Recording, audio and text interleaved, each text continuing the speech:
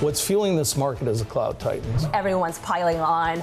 Everyone wants to grab as much as they can. You have to be invested. At the same time, you don't want to forget the other areas of the market. After this equity rally, I think you have to think about rebalancing. And if this falls off the tracks, you're going to see a major market correction. This is Bloomberg Surveillance with Jonathan Ferro, Lisa Abramowicz, and Annmarie Hordern.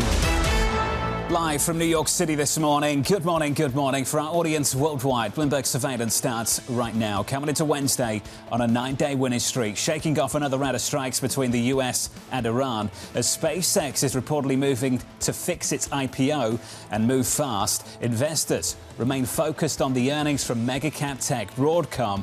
Up next. Yeah, it has been all about the earnings, which is the reason why we've had 9 consecutive days of gains, the longest in about a year. If we make it day 10, that would be the longest going back to 1995. When you take a look at what we got from Palo Alto, a data security company, beating expectations handily, raising, once again, people getting enthusiastic. Marvell, all we had to hear was Jensen Huang coming out saying, I think it's a great company, it's going to go to $1 trillion, and everyone said, yeah, let's go. So do the earnings continue to verify the story that everyone's buying into, which can keep supporting some of the moves that we're seeing in the stock market? Should we talk about the confidence as well? SpaceX, the confidence of SpaceX. Demand is so high, they're just going to fix the price, according to Reuters, before the roadshow even starts. Demand is so great, the banks are clamoring for a slice of the action. They're just going to absolutely crush the fees the banks are getting. Yeah. That is some serious confidence. $135 a share, that's what it's going to be. Usually there's sort of a gaming out period of time. That's the reason why bankers earn their fees. Maybe this is one way that SpaceX is trying to lower that fee to below 1%, which is incredibly low, historically low for the banks that are underwriting this. It does highlight, though, how much leverage has shifted. Because how many banks want to underwrite this? And the fact that SpaceX is the behemoth in the room shows that they've got a lot of market power. More on that story a little bit later this morning. Check out this one too. Brent and WTI at the moment higher by 3%. WTI around 97. Brent getting closer and closer to 100.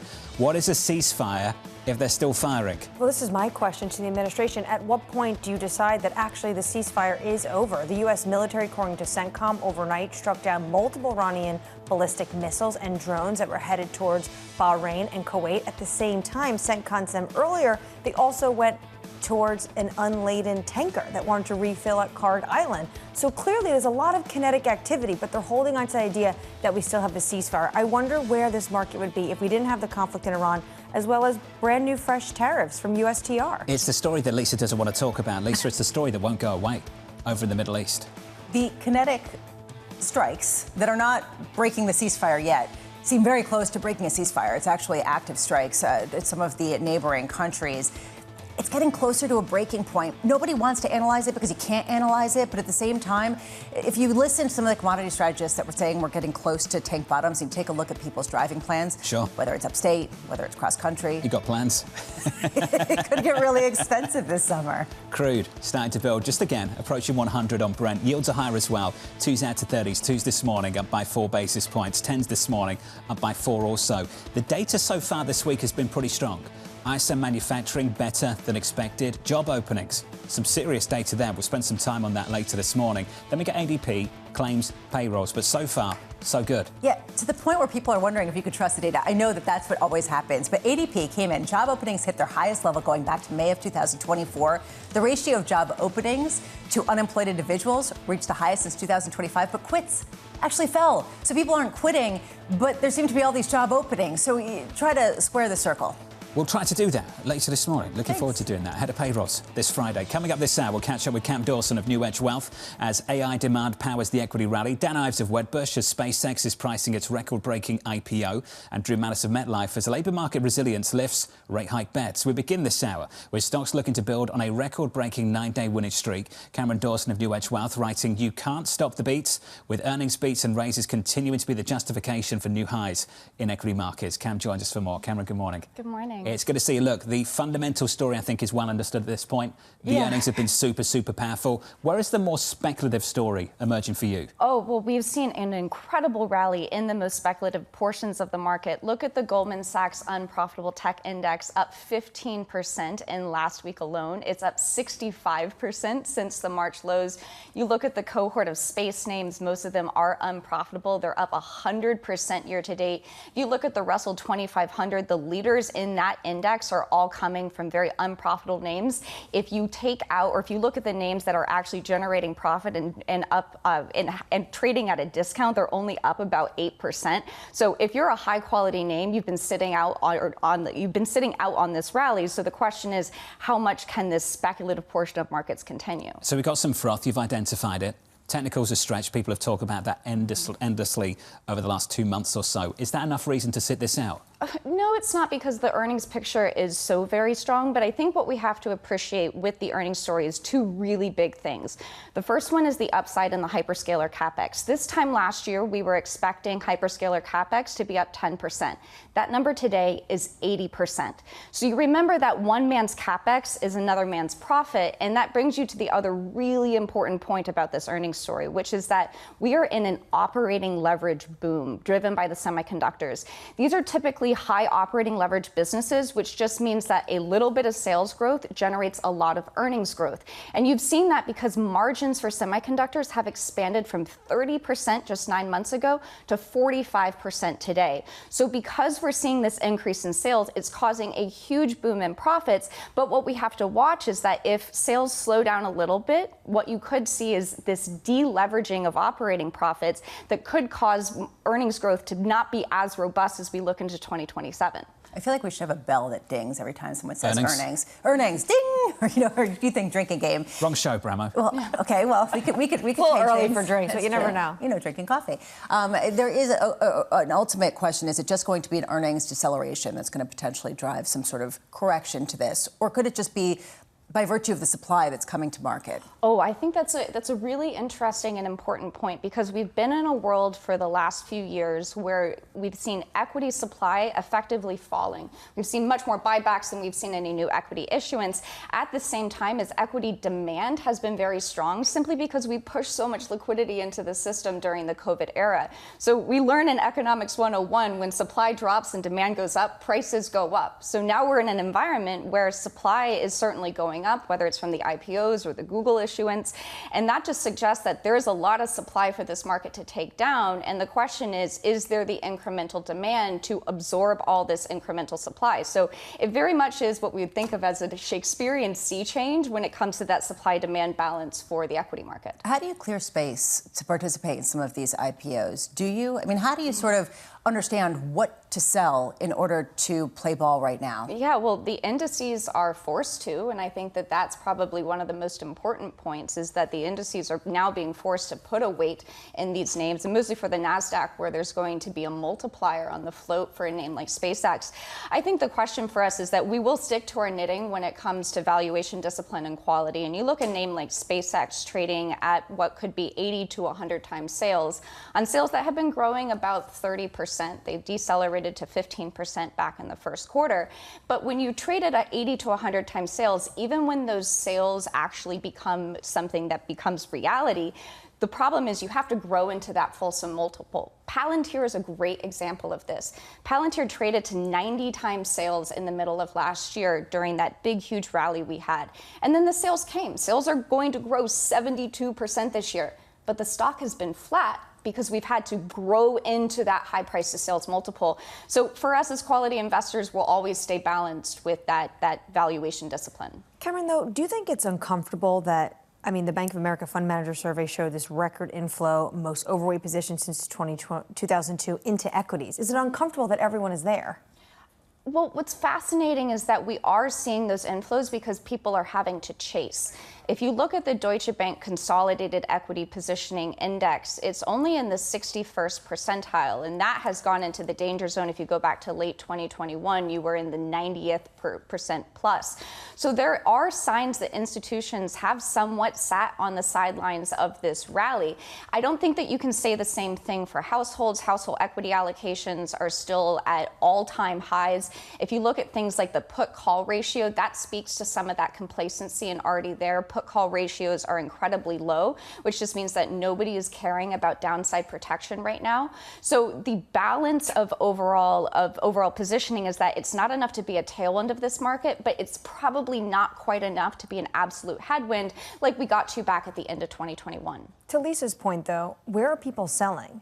Is it other equities, or are they just maybe selling things like crypto treasuries to make sure they can get into some of these high flyers. The fact that crypto is sitting out on this risk-on rally does suggest that people are potentially using that as liquidity to chase other areas of the market. Because look, we know that there are a lot of momentum traders out there that are just chasing strong returns. So potentially that is the area where people are using that as liquidity to chase into something like SpaceX. Cam Dawson is going to stick with us. We're getting some headlines from the President of the United States in an interview with a podcast, getting some of the headlines released from that particular conversation, that Iran, according to the president, has agreed they won't have a nuclear weapon. The headlines continue to pour out. We could have the blockade of Iran lifted by Labor Day. For those of you outside the United States, Labor Day is September, which is a number of months away still.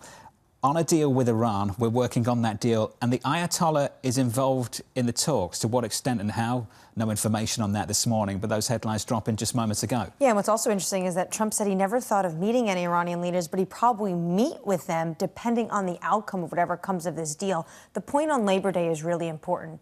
That means that if you don't think the blockade is going to be lifted till the end of the summer, that means we are going to have potentially a very difficult summer when it comes to higher oil prices, and that, of course, trickles down to higher gasoline prices. Crude this morning on Brent, 98. We've had a series of strikes over the last week, exchanging strikes once again between the US and Iran overnight. WTI this morning, Bramo, just short of 96. This is moving the ball again and again. Usually it's weekly increments. It's not usually monthly increments. If it truly is until Labor Day that there is a full blockade or a significant one, that would cause a material change in the market expectations. You're not seeing that this morning. So clearly people are not reading it literally in that way. There is a commitment to de-escalation, clearly, because even though they exchange fire with each other, they tell us there's a ceasefire. At the same time, there's very little evidence of a real breakthrough here in talks. And I don't mean this in a snarky fashion at all. This strait was meant to reopen on April 17th. And since April 17th, when the strait did not reopen, we've heard the same headlines again and again and again, reheated once more this morning. The idea that this could go on for another couple of months at a time when you already have inventories that have been buffering the shock of this, that are drawn down almost to completion. Diesel inventories in the United States, the lowest levels going back to 2003. At the time that we're heading into the busiest driving and travel season of the year, gives you a sense of what's at stake and why you've got the likes of Mike Wirth getting very concerned about Maybe this. that non-linear move in energy, if we get it, maybe that forces the issue and we'll see a breakthrough pretty quickly. We're not there yet. Futures this morning on the S&P down by just 0.1%. Let's give you an update on stories worldwide this morning with your Bloomberg brief. Isabel Lee has more. Hey, Isabel. Hi, John. U.S. forces intercepted Iranian ballistic missiles and drones aimed at neighboring Middle East countries and struck a command center in Iran in response. The exchange follows days of Israeli military escalation against Iran-backed Hezbollah in Lebanon. Turkey says it expects President Trump to attend the NATO summit in Ankara next month. Alliance leaders are gathering on July 7 and 8 amid concerns over Washington's long-term commitment to European security. And SpaceX planning to set the terms of its IPO as early as today. Reuters reporting the company is aiming to sell shares at $135 apiece for a record-breaking $75 billion offering. The company is reserving 30% of its shares for retail investors, 3 times the historical norm for major listing. That's your Bloomberg brief. John? Isabel, thank you. Thanks for the update. More from Isabel later on this morning. Up next on the program, not begging for a deal. We are the strongest nation on the planet Earth, and we're in a stalemate with Iran. And now we're begging to get back into a deal that you all trashed in the first place. There's no one begging. Up next, we'll catch up with Bloomberg's Abir Abu-Amar, live from New York City this morning. Good morning.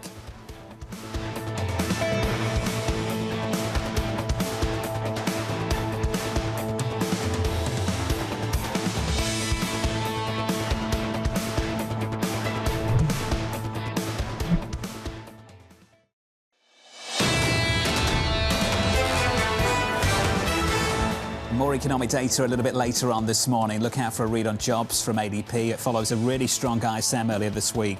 ISM manufacturing expanded at the fastest pace in some 4 years. Job openings just yesterday exceeding all estimates. The details, as Bramo pointed out, maybe not as convincing. Look out for the data a little bit later on. Equity futures at the moment on the S&P 500 pulling back just a touch. We're down by 0.1% on the S&P following a 9-day winning run. Unreal. And to Bramo's point, you make it day 10 I was going through the numbers on the Bloomberg terminal as well yesterday. I crunched them once, twice, 3 times just to make sure. Back to the 1990s if you make it day 10. These trends are unlikely to happen and to persist the way that they have. It's not very common in history, which is why you've got the likes of Jonathan Krinsky saying, okay, guys, this is the top. It's all going to go downhill from here. And we're going to hear from him later today. But he's alone. There are not many people saying that because when you ask them, does this worry you? Sure. But earnings, and the earnings keep coming in strong. Different seat. I think if you are a technical strategist right now and you're looking at the market exclusively through that lens, things look stretched. But if you're focused on the bottom-up fundamentals, things look pretty decent right now. And earnings have absolutely crushed estimates so far. Some better news in the bond market as well. At the long end of the curve, times like the last 2-3 months, I would say the long end's felt a bit untethered in its own world, maybe a little bit out of control to some extent as well. The 30-year over the last few sessions, the last 9 in fact, has been falling. So some encouraging signs, a bid coming back in at the back end of the curve. Yeah, perhaps helped by the fact that people do have faith in ceasefire at some point, leading to a reopening of the Strait of Hormuz, but also a bit more hawkish rhetoric coming from Fed officials. This is notable to me. What we heard yesterday from Beth Hammack of the Cleveland Federal Reserve talking about the potential to have to hike rates to prevent higher or more severe action later on was really taken up as notable in a market that now is pricing in more than a 70% chance of a rate hike by the end of the year. The meeting 2 weeks today. Looking forward to that, aren't we? Crude right now up by 2%, just short of 99 on Brent crude, 96 this morning on WTI. Under surveillance this morning, not begging for a deal. We are the strongest nation on the planet Earth, and we're in a stalemate with Iran. And now we're begging to get back into a deal that you all trashed in the first place. There's no one begging. They have agreed to negotiate aspects of their nuclear program that just a month ago, or just a year ago, they were refusing to even mention. So here's the latest this morning. The Secretary of State Marco Rubio on Capitol Hill defending the U.S. war effort in Iran, as President Donald Trump tells the New York Post this morning that Tehran has agreed not to have a nuclear weapon. Joining us now from Dubai is Abir Abu Omar. Abir, welcome to the program. We've heard the same headlines, read the same thing for months. You're sitting in the region. Can you point to any signs of real progress between the two sides? No real signs as of this morning, John. Good morning. So look, I mean, I was looking at the headlines coming onto the set with what President Trump said about Iran not seeking a nuclear weapon, which quite frankly is what Iran has been saying over the past few years, not even just the past few months. Iran maintains that it is not seeking a nuclear weapon for external purposes, but for civilian purposes. Now, President Trump did tell ABC yesterday that he is asking Iran for written concessions about its highly enriched uranium. Iran has in the past said that it's given verbal concessions and that it was willing to send its highly enriched uranium to a third country. Talks about Russia or China or Pakistan have come up. But now he's also saying that the blockade on the Strait of Hormuz may be lifted by September. That makes me question the interim deal that we've been talking about over the past couple of months or so, certainly since this temporary ceasefire was reached. Now, the interim deal that Iran and the United States have been negotiating over the past couple of months indicates that the Strait of Hormuz would reopen imminently, and then the ongoing ceasefire would be extended for 60 days, and some of the concessions in the wider negotiation would be talked about at a later stage. That obviously includes Iran's frozen assets, oil sanctions, and the highly enriched uranium. And this also comes at a time where hostilities have picked up again. We just heard overnight in Kuwait and Bahrain sirens picking up. Kuwait's main airport had suffered serious damages. Kuwait just about an hour ago reporting that one person was killed, several injured. It suspended its flights, and that is because of Iran's attacks through drones and missiles on Kuwait. Iran's own foreign ministry came out and said that the leaders of those two Gulf countries have themselves to take responsibility. Not sure what that indicates, but Iran has been throwing fingers over Gulf leaders since the start of this war, saying that they harbor those American bases and they are legitimate targets. So look, I mean, the prospects for this interim deal that we've been speaking about since April are fragile. They continue to be fragile. but we'll monitor the developments over the next day or so. If you're in Kuwait, it certainly doesn't feel like a ceasefire right now, I'm sure. Abir, appreciate your time. Bloomberg's Abir Abu-Amar. Joining us on set still, Cam Dawson of New Edge Wealth. Cam, this market put this issue in a box a long time ago. Is that issue going to stay in that box? It all depends if it starts to show up in earnings. The reason that the market can ignore what's going on in the Middle East is because earnings have been so robust, driven by something that's not at all related to the Middle East. But the question is, if we continue to see oil prices and mostly gasoline and diesel prices move higher, that's where we start asking the questions about demand destruction from an earnings line. You are seeing demand destruction when it comes to GDP forecasts, not just in places like Europe, but in the U.S. If you look at U.S. GDP forecasts, you've seen them revised down by about 30 basis points year to date. And all of that is coming from the household consumption line. It's being offset by private fixed investment, which of course we know is related to the AI build out. But the reality is that the weakness that we're seeing in the consumer is just not translating into weakness into the earnings, which is why this equity market is able to close its eyes and just be happy. Do you think that people putting this story in a box is the reason why people feel so complacent about inflation? They say when it gets resolved, inflation will go away, and aren't necessarily thinking about the inflationary pressures coming from places elsewhere that will be sustained regardless of what happens in the Middle East. Is that inflation coming from elsewhere, potentially inflation coming from higher durable goods prices? If we're talking about higher tariffs, we've seen durable goods inflation go up and remain up over the course of the last year, and that could be another area where we're seeing this stickiness in inflation. You know, the fact that the bond market is still expecting and still has longer run inflation expectations, break-evens being so contained, just means that the bond market still very much believes that the Fed is going to fight this inflation, which is maybe showing up in the fact that there's that 72% chance of a hike by the end of the year.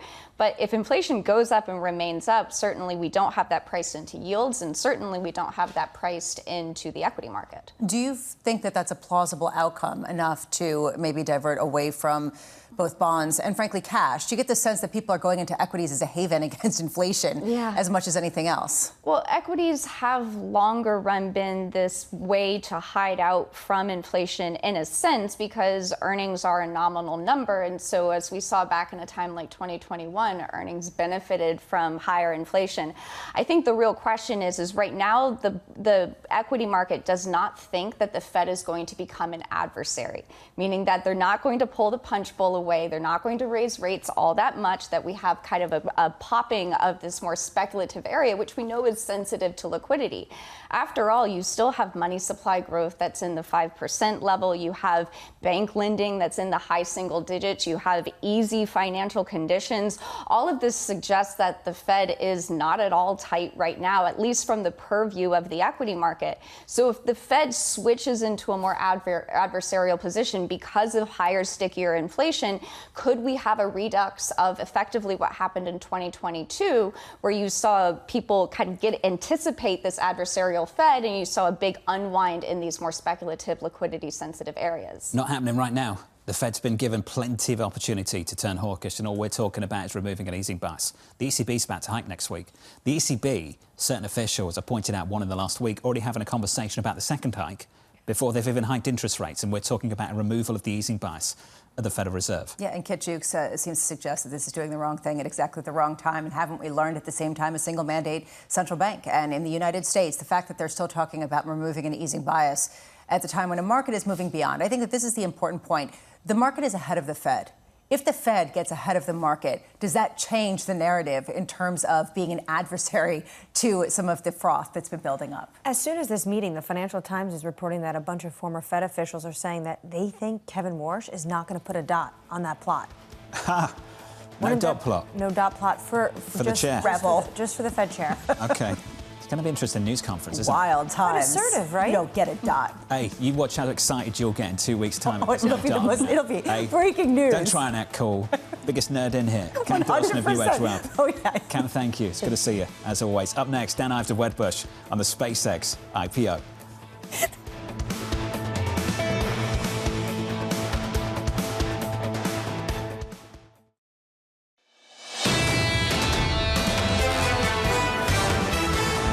Stocks this morning pulling back by just 0.1% on the S&P. The next stop for the earnings story, Broadcom, a little bit later. The next stop for the data, ADP, a little bit later this morning. We'll get that at 8:15 Eastern Time. Look out for that.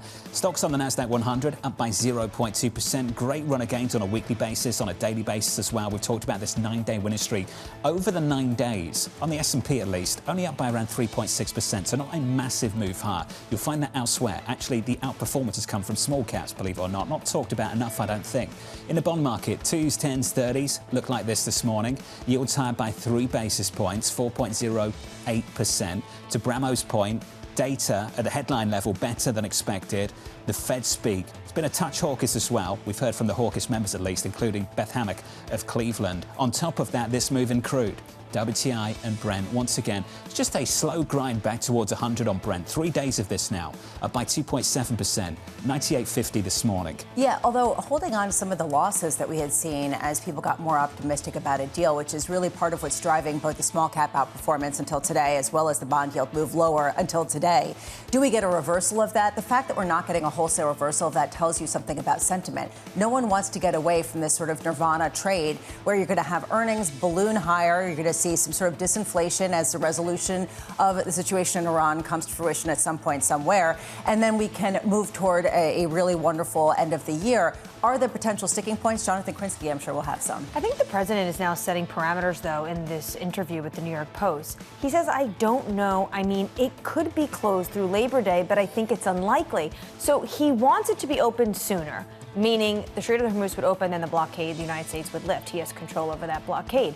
But he's telling the market it could be closed until Labor Day, a.k.a. we might have a very long summer ahead of us. And that's a 6-month closure in total, if we get that. The blockade for Iran, you assume the rest of the Strait is also blocked because Iran is not going to play ball. The conversation for the bond market and inflation, I think, has gone beyond Iran. Conversation in fixed income has really changed. And I think the last 4 weeks, people are beginning to strip out the issue in the Strait, the issue in the Middle East, the issue in the energy market, and say, even if we resolve that, I don't think the conversation around this Federal Reserve changes too much with regards to inflation being above target for the time being, and a more hawkish shift in the committee building some momentum.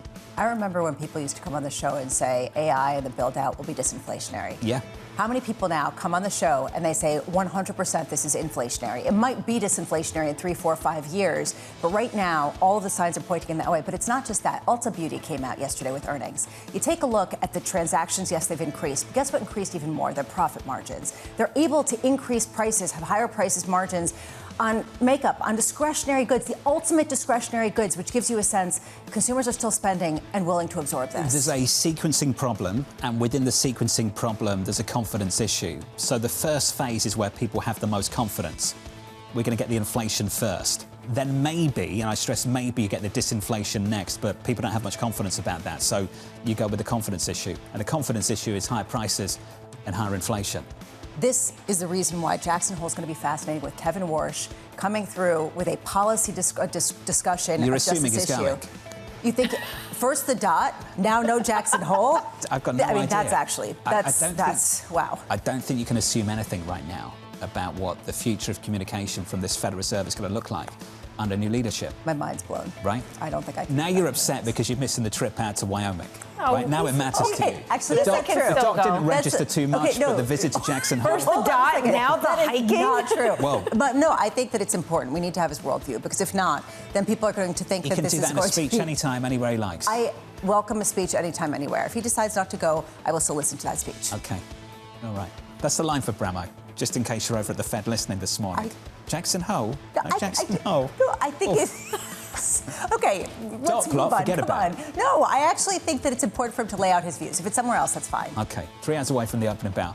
Let's get you some single names. Yahira has more. Hey, Yahira. Hi, John. We are seeing shares of Marvell Technology soaring 11.5% in the pre-market, still getting a boost from NVIDIA CEO Jensen Huang's comments that this could be the next trillion-dollar company. Those comments helping to fuel the stock's biggest one-day jump since 2000, and notably that was when the stock first started trading after its IPO.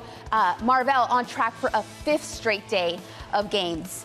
Meanwhile, despite a beat and a raised quarter, we are seeing shares of the cybersecurity company Palo Alto falling 3.2% in the pre-market, a reflection of just how high expectations were heading into the earnings, with the stock up some 60% year to date. And we end on private equity with firms like KKR and Blackstone under pressure on that news that the Swiss firm Partners Group limited withdrawals on one of its private equity funds. And the concern here is that more investors may be looking to pull money out of private equity at a time when those firms are having a tough time selling assets and returning cash to shareholders. And after similar redemption requests in private credit, this is just adding to liquidity concerns. John? Yahira, thank you. Thanks for the update. More from Yahira in the next hour. On our radar this morning, President Trump telling the New York Post that Iran has agreed not to have a nuclear weapon. The president also saying the U.S. could lift its blockade on Iranian ports by Labor Day. Elsewhere, the White House proposing new tariffs starting at 10% on imports from top trading partners. It's the biggest move to restore the president's trade policy since the Supreme Court struck down the earlier levies. And finally, more details emerging on the SpaceX IPO. The company reportedly aiming to sell over 500 million shares at $135 apiece for its record-breaking $75 billion IPO. SpaceX looking to pay razor-thin fees to the big banks handling the offering. Some interesting reporting from Reuters earlier on this morning. Breaking all the rules. Normally, this is not how it's done. Usually, the traditional IPO process includes a roadshow where you get guidance.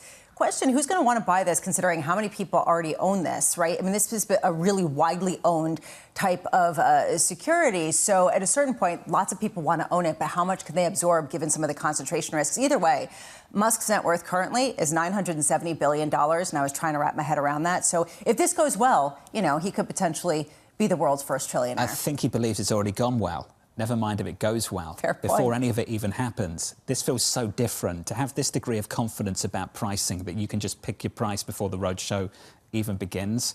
It's kind of amazing that that's how they perceive demand to be. It's probably accurate based on what we're hearing at the moment, but it was amazing to read that earlier on this morning. It also highlights how thin the gap has gotten between private and public markets, given how big these companies are and how widely held the private shares are. So you're going to convert a lot of private investors into public ones. It's not as much of a discovery process. Look at this newfangled company as much as this is the one that everyone's been expecting. You want to buy it at this price. Yeah, look at the float relative to the size of the overall company. This isn't a new company. The value creation has been taking place over the last several decades. This company was founded 24 years ago. This company's been private for a long, long time. It's not the kind of IPO we traditionally talk about. Those days are over because so much value creation is happening in private markets. Look at what happened with Anthropic more recently. What was it, a $60 billion, $65 billion funding round? I don't see huge pressure right now for them to go public. I think it's another option to raise capital, and that's what they're all trying to do quite aggressively at the moment. Especially since their expenditures are going up at such a fast pace and they have to keep spending to keep up. You have to wonder how much SpaceX is going to end up setting a tone for both OpenAI or Anthropic. Whoever may get there first, may the better man win. Alphabet 2. Dan Ives of Wedbush joins us now. He says this opens up another important chapter for investors in the fourth industrial revolution. It's not just about Musk and SpaceX, but what this signifies about a new investing landscape. Dan joins us now for more. Dan, welcome to the programme. Fantastic reporting from Reuters. Just walk me through how you perceived that reporting, just the idea that they have this degree of confidence just ahead of the IPO roadshow. They can just set the price ahead of time.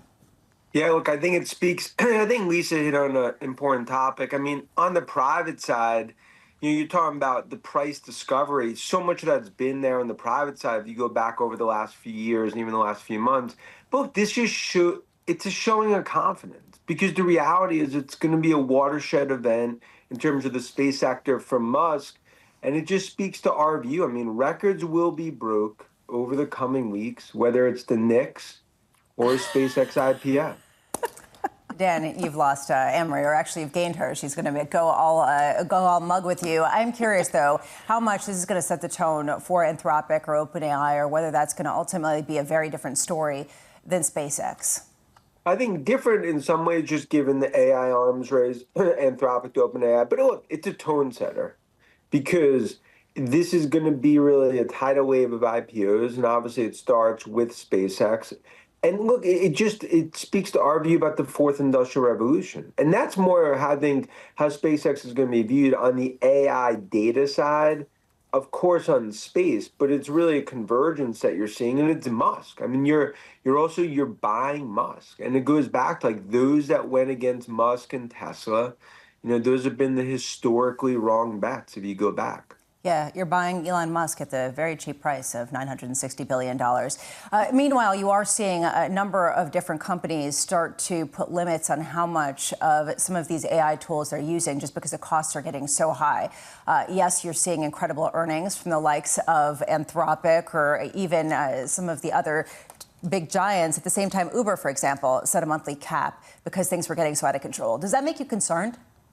Yeah, look, you're going to have some caps in some situations. Then some companies are ultimately going to have to, they're going to look at more, volume across the enterprise. If you look at how it's being deployed in a lot of companies, it's department, not enterprise. And I think as you go more enterprise-wide, it speaks to the use cases that are going to explode. And we've talked about Palantir, Snowflake, you've seen in Datadog on the software side. You're now seeing it continue to play out. Cybersecurity will be a tangential there.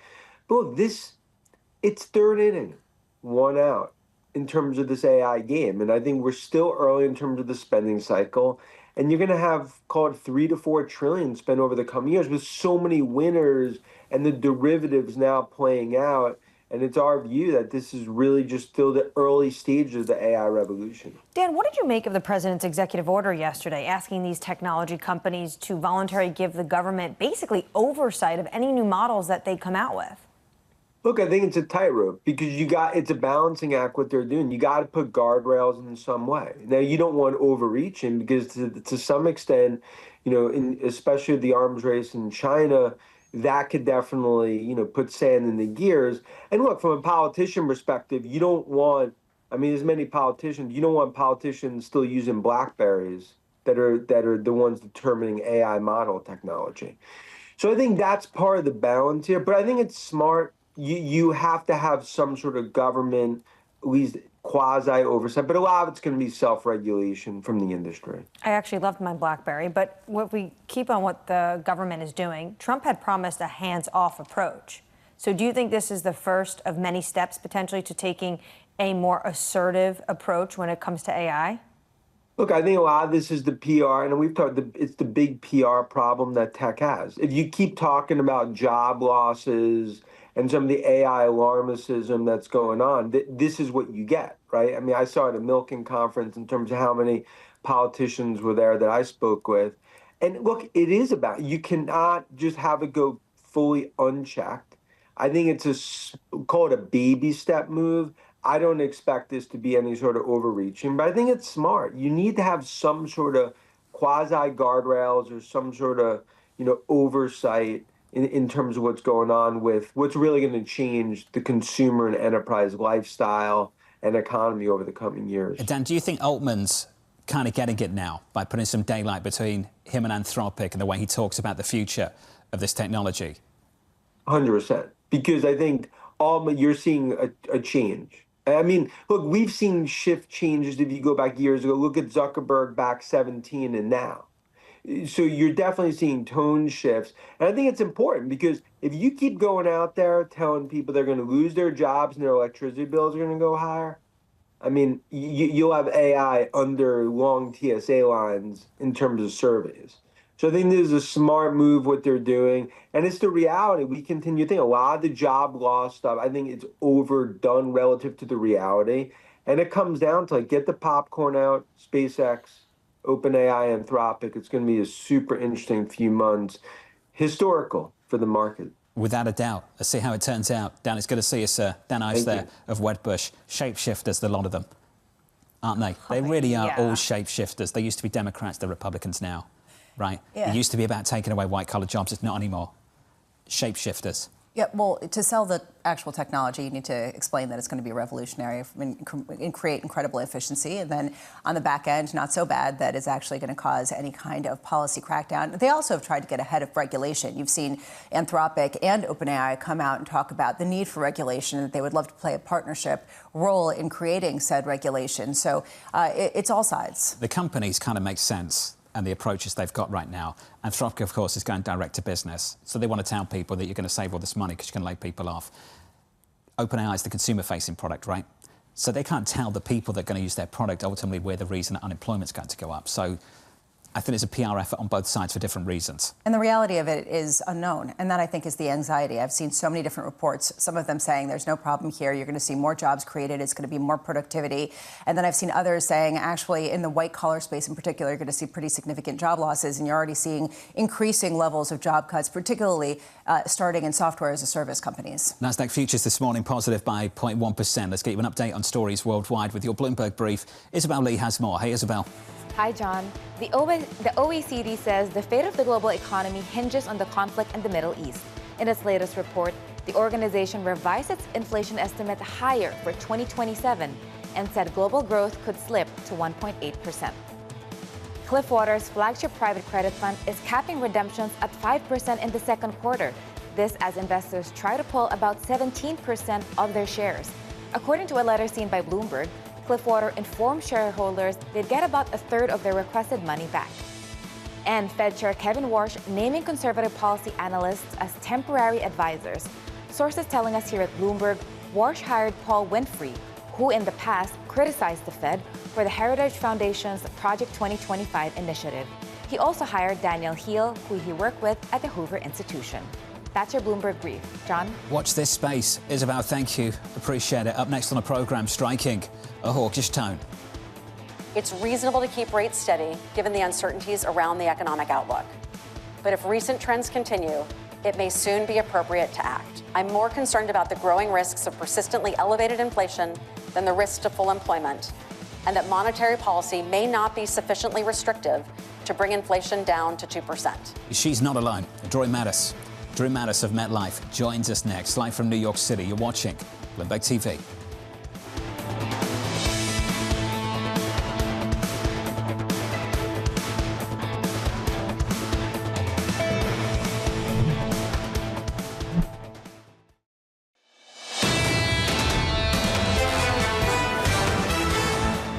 Equity futures this morning pulling back by close to 0.2% on the S&P. On the Nasdaq 100 this morning, positive by 0.1. Check out the bond market. 2s, 10s, 30s. Yields shaping up as follows. Yields this morning higher by 3 basis points, just north of 4%. The data's good. The Fed speak a touch hawkish. Under surveillance this morning, striking a hawkish tone. It's reasonable to keep rates steady given the uncertainties around the economic outlook. But if recent trends continue, it may soon be appropriate to act. I'm more concerned about the growing risks of persistently elevated inflation than the risk to full employment, and that monetary policy may not be sufficiently restrictive to bring inflation down to 2%. So here's the latest this morning. Job openings surging to a near 2-year high, fueling bets that the Federal Reserve's next move may well be a hike. Drew Matus of MetLife writing the Fed cuts 25 basis points in the fourth quarter. Drew joins us now for more. Drew, good morning. Good morning. Contrarian there. I think so. I think, focusing on inflation, I think, President Hammack is going to find out the same way the ECB does that cutting into a supply shock, or hiking into a supply shock is probably not the right way to go about conducting policy. Look, if the Fed wants inflation at 0, they can get there anytime they want. Just take rates up 20% and throw the economy into recession. Volcker understood this. The question is, are you willing to deal with the trade-offs? And I think it's easy to talk tough, and it's another thing to kind of drive the unemployment rate higher to get your inflation rate to where you want it to be. Can you point to any evidence that this monetary policy right now is restrictive? I would say that if you look at the consumer side of the equation, we're beginning to see kind of even the upper end of the K begin to show signs of stress. I would say this. It's not immediately obvious, but I think if you get a wobble in the equity market, you're going to see things fall apart pretty fast. And so then what's the question? What causes the wobble in the equity market? And that's why, everyone's focused on the AI move and AI trade. If you get anything that causes people to question that trade, then you have to question the equity market, and then you question the upper end consumer, and it all just kind of goes downhill pretty fast from there. The reason why I ask this is because the market's pricing in a more than 70% chance that there'll be a rate hike by the end of the year.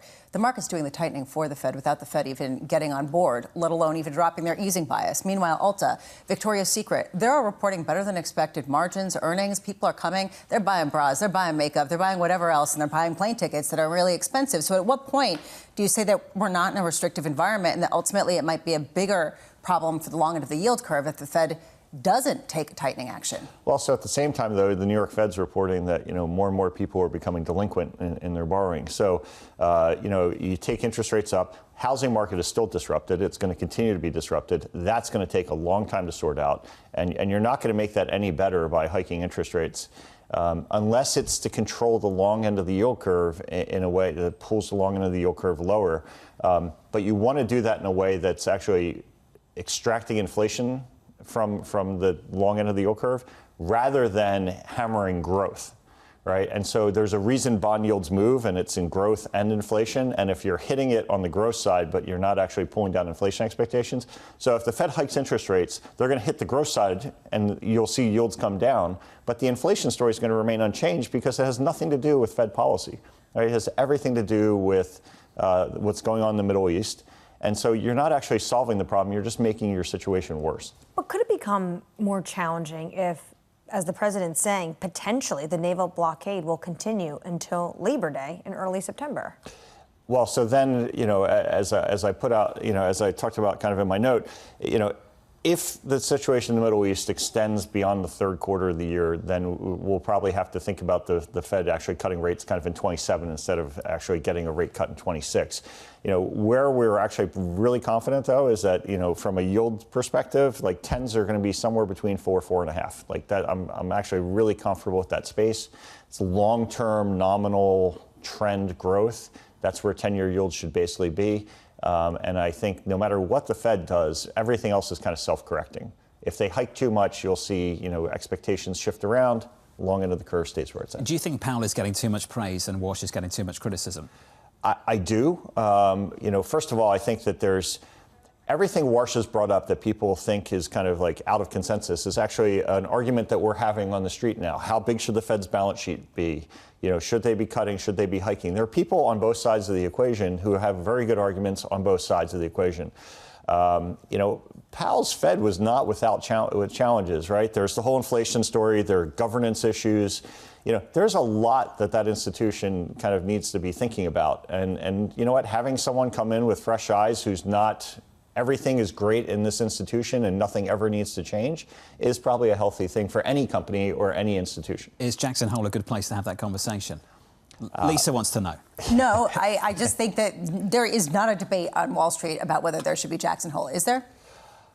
I've always thought that I'm not actually the biggest fan of the Jackson Hole Symposium. Here we go. Nice. Why? You want it to be in south of France, too, or Italy? I don't think it needs to move. I'm just not really sure that, you have this kind of small group of people, they're invited, then you have the hangers-on who just kind of rent rooms nearby and kind of hang out in the lobby. It's just not a great way to do things. You know what? You have the centerpiece of the financial world, New York City, have a big conference in New York City and tell anyone who wants to show up to show up. Love that.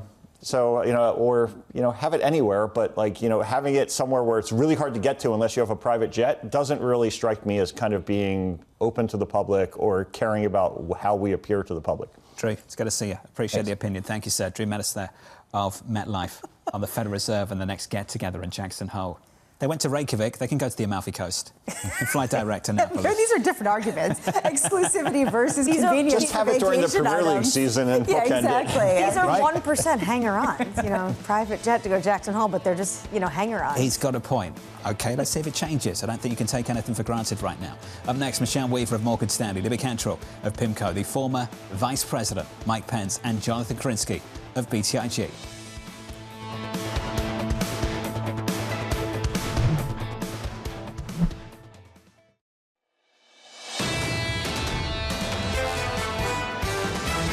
The U.S. economy is outgrowing the rest of the world. Parts of the economy are on fire. The pricing for growth is very healthy. A lot of that is just the strength of underlying demand in the economy. The most important thing is that we are broadening out the labor market. This is Bloomberg Surveillance with Jonathan Ferro, Lisa Abramowicz, and Annmarie Hordern. Live from New York City this morning. Good morning, good morning. For our audience worldwide, the second hour of Bloomberg Surveillance starts right now, and your scores, the price action looks like this. Once again, record highs coming into another day of trading on the S&P 500, pulling back by just 0.1% following a 9-day winning run on the Nasdaq this morning, higher by 0.2. Later this morning, a little bit later in the next hour, more economic data, a string of decent data so far this week. ISM manufacturing, job openings, all fantastic. ADP, the next to drop at 8:15 Eastern Time. So how is the economy outside of big tech? Check out Macy's this morning, just about unchanged in the pre-market, but lifting its outlook. Those headlines drop in just moments ago. Yeah, coming out after we got beats from places like Victoria's Secret, like Ulta, coming out, boosting their full year forecast. Now seeing an earnings per share estimate of $2 to $2.20 versus $1.90 to $2.10. It gives you a sense the upgrades are not just coming from tech companies. This is important to note. They are also coming from consumer-facing companies, retailers that are able to raise prices and are not seeing any kind of slowdown from the consumer. And this, to me, is the story of why the inflation could be stickier than some people think. What did Lisa say in the last hour? There's a bull market in bras and makeup. Bras? Matus did not know what to say to that, did well, he? yeah, he just kind of ignored that and went on to maybe some other things people are buying. But they are. Go on, tell us more, Bramo. Have you seen people what? are shopping if they're going out to places like Macy's. Okay, pull up Victoria's Secret shares, please. I'm sorry, I know that this is short Very notice. sexy. But it's, first of all, they changed it to VSXY, and those shares are up some 47% in pre-market trading. This isn't coming from nowhere. They upgraded their outlook. You know, this is the cohort between 18 and 44 that are going out and willing to spend $40, $50 on a bra. That is not nothing, especially when they're also spending $40, $50 on makeup over at Ulta. Wait, seriously? Well, yesterday it was up quite significantly. There was a massive move it was a massive move It was yesterday. going so well, Bramo. I know. Well, maybe today it's returning those bras. But yesterday the move was really remarkable. I don't think anyone's returning bras, and I actually hope they're not. But when it comes to the shopper that goes out to places like Victoria's Secret, like Ulta, like Macy's, this comes at a time when you are seeing higher gasoline prices. And you see survey after survey that more households are having to put more of the pie that they have towards energy costs. They are still finding ways to go out there as well for some of this discretionary spending. Drew's trying to work out if that is a staple or discretionary spending, but that's not a debate I want to have this morning. Equity futures on the S&P 500, just about negative by a few tenths of 1%. Not going there. Kind of did, but not going there. Staple. Coming up, staple? All right.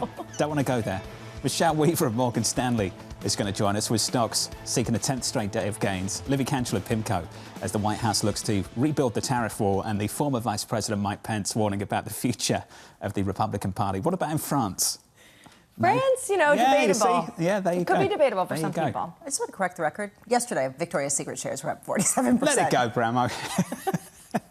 We begin this out with stocks holding at record highs. Michelle Weaver of Morgan Stanley writing the following on the outlook for equities. With the demand for tech soaring, it comes with a bit of a cost. Here's the quote. Power and specialised labour are the two primary bottlenecks to the AI data centre build-out. We continue to expect a significant shortfall in power needed through 2028. Michelle, good morning. Good to see you. Good morning. We'll get it together. The former VP's joining us in about 20 minutes' time, so we need to straighten this up. And he's There's going to be a conversation about conservatism as well. He's going to listen on the way in. He's going to be like, I'm not sure I want to join today. Get this back on the rails immediately. Michelle, good morning. Good morning. The fundamental story is really well understood. We've talked about it repeatedly. Have we priced the positive earnings shock now into this equity market? I don't think so. I think we're still seeing a lot of strength and a lot of momentum around the AI trade, which firmly remains intact. But there's still quite a bit of room for continued broadening into other pockets of the market. And we've seen earnings revisions breadth soar. We've seen incredibly strong first quarter S&P earnings, and I think there is still a lot of room to broaden into other pockets of the market. You're starting to see some outperformance in small caps as well. Noticed that on the Russell a few times in the last week or so. What's driving that performance? Positive earnings revisions breadth have really been driving small cap performance. As a house, though, we are equal weight on small caps, just given some of that potential overhang from Fed policy. They're very rate sensitive, so we still think it's an equal weight there. Rate sensitivity. I want to get into that, given the fact that most people seem to think that once we get past the Strait of Hormuz reopening, we're going to have disinflation reassert itself once again. And we were just hearing from Drew Matus that he still thinks that this Fed should not be even talking about hiking rates. Do you think that this inflation is significantly broader based? It isn't just tied to AI build out, but it's also tied to some of the consumer sector where you see spending continue to hold in. So our economists think that the Fed will remain on hold for the rest of the year, and they'll resume cuts in the spring of next year. For the equity market, 4.5 on the 10-year is really that key level for rates. When you get above that, that's when it starts to weigh on equity valuations. Should we see some resolution here? Should we see yields start to fall back down? Then that would also support the broadening performance we were talking about before. Do you think that it would be appropriate for yields to just naturally come down? Is this just an issue of the Strait of Hormuz, or do you think that the inflationary pressures are much broader based? There is concern about those stickier pressures because of gasoline prices, but I do think it is a little bit more narrow, a little bit more specific to that. Well, Michelle, the president is telling the New York Post this could last until September. What would that look like? I think it's just created a very challenging setup for the consumer, but I think when you think about the consumer, you have to think about consumer sentiment and then where spending actually is. Consumer sentiment, as measured by the national surveys, as measured by our own house surveys, has been very weak. But we see the consumer continuing to go out and spend. We were talking about those consumer companies before we started. You're still seeing very strong demand. You're still seeing very strong spending at a lot of consumer companies. So I do think we're actually going into a good setup for peak summer travel season, spending around the World Cup. So we have a consumer that is weighed down by gasoline, weighed down by sentiment, but still spending. World Cup, the Knicks, there's a lot of exciting things happening this summer. You also talk about in your note the one point where consumers are going to push back, and that's data centers. No one wants a data center in their backyard. We've already seen a tremendous amount of protests from individuals to their constituents. What does this mean for the AI trade? So we've seen around $156 billion of data centers that were planned either be delayed or canceled. And a lot of this has to go back to that issue of affordability. People are very sensitive to anything that might potentially impact their household budget. And there's this perception that data centers are driving power bills higher. It's really complicated because in the US you have regulated utilities, you have unregulated utility markets. In some areas there is signs of pressure, in other areas less so. But because of this dynamic, people have really come out in force against data center construction. Do you think there is an imminent policy risk that we need to factor into some of those names? I think we just need to think about this ahead of midterms. I think this is going to be a very popular issue as we head into midterms. Once again, anything having to do with affordability, I think we'll hear a lot about. That doesn't mean, though, that demand for AI is falling. Demand for AI compute is still incredibly healthy. Token demand is up over 2,000% year over year. These data centers will be built. It's more of an issue of what's the geographic mix, where do they ultimately find their home versus are they going to happen or not. We've priced a lot of debt. We've moved a lot of paper. Did you see the story from Bloomberg yesterday? That we priced $1 trillion in high-grade debt in near record time. That's what we've priced so far this year alone. We kept going back to constraints. You're thinking about energy constraints and the kind of bottlenecks we might see.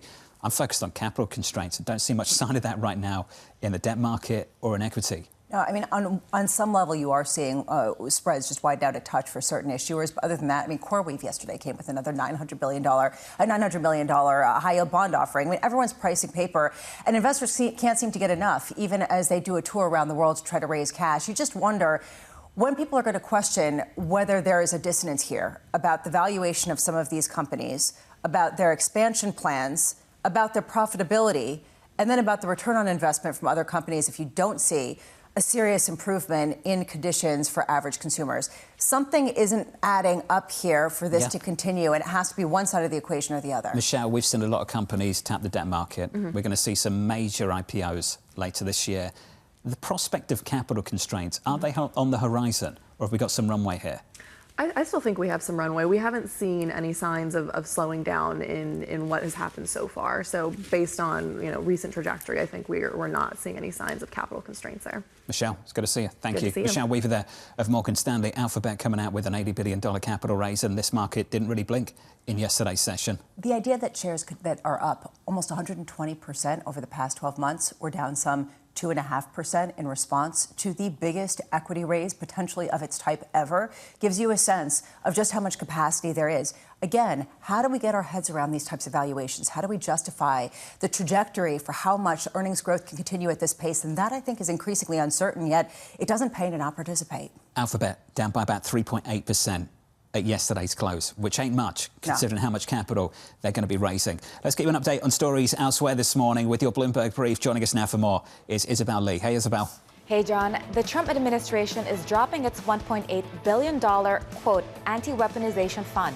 Acting Attorney General Todd Blanche says the compensation is being halted, but it's leaving in place an order forcing the IRS to drop investigations into President Trump, his family, and his businesses.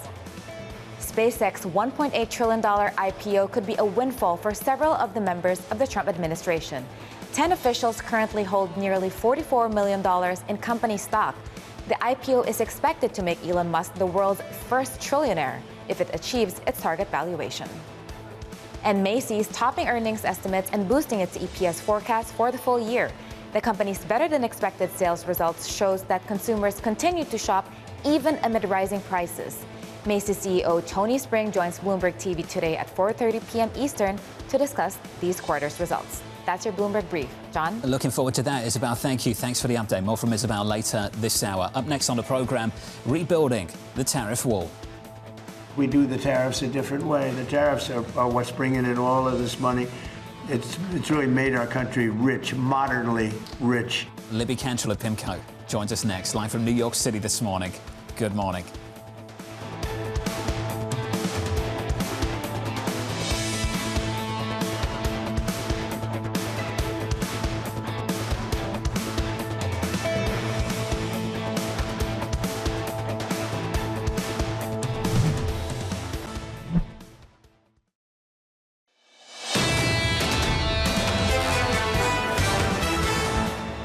Coming up a little bit later, more economic data. We get the latest jobs report on Friday. In anticipation of that, another read on the labour market in America, looking at ADP later on this morning at 8:15 Eastern Time, before we see jobless claims tomorrow morning. So far this week, the data has been pretty decent.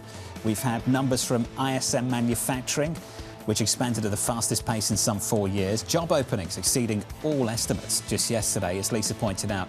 Some more nuanced details beneath the surface, but the headline levels have been pretty impressive. Job openings yesterday, better than every single estimate in our survey. In the equity market this morning, on the S&P 500, we're shaping up as follows. On the S&P, we look a little something like this. We're negative by 0.1%. On the Nasdaq, up by 0.2%. In the bond market, 2 weeks today, a meeting at the FOMC chaired by Kevin Warsh.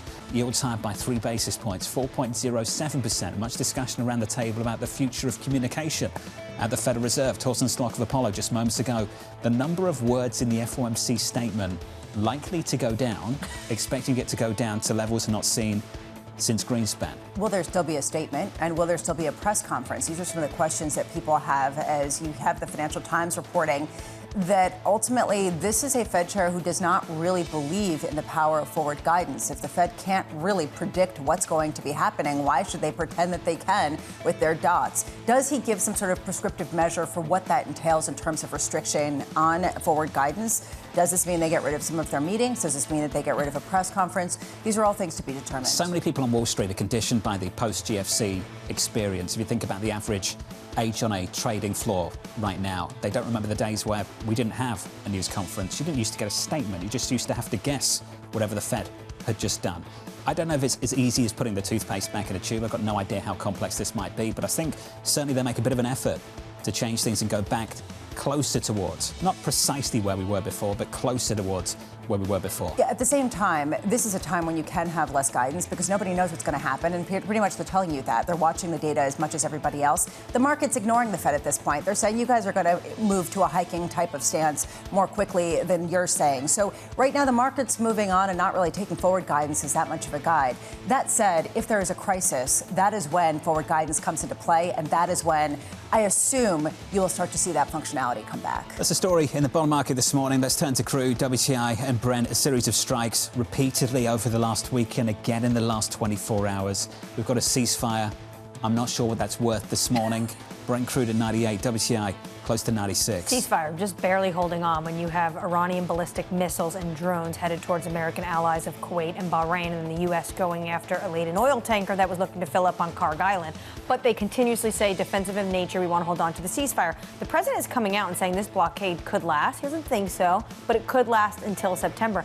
On top of that, kind of similar to Trump 1 when he invited the Taliban to Camp David, he's saying he might meet with Mojtaba Khamenei. He might actually meet with the Iranian leaders. That would be interesting, and certainly would get, I think a little bit would annoy the likes of Senator Lindsey Graham. Before we get to who it would annoy, before we even get to that point, we don't know what condition the Supreme Leader is in right now. Trump also said that. And no one's seen it.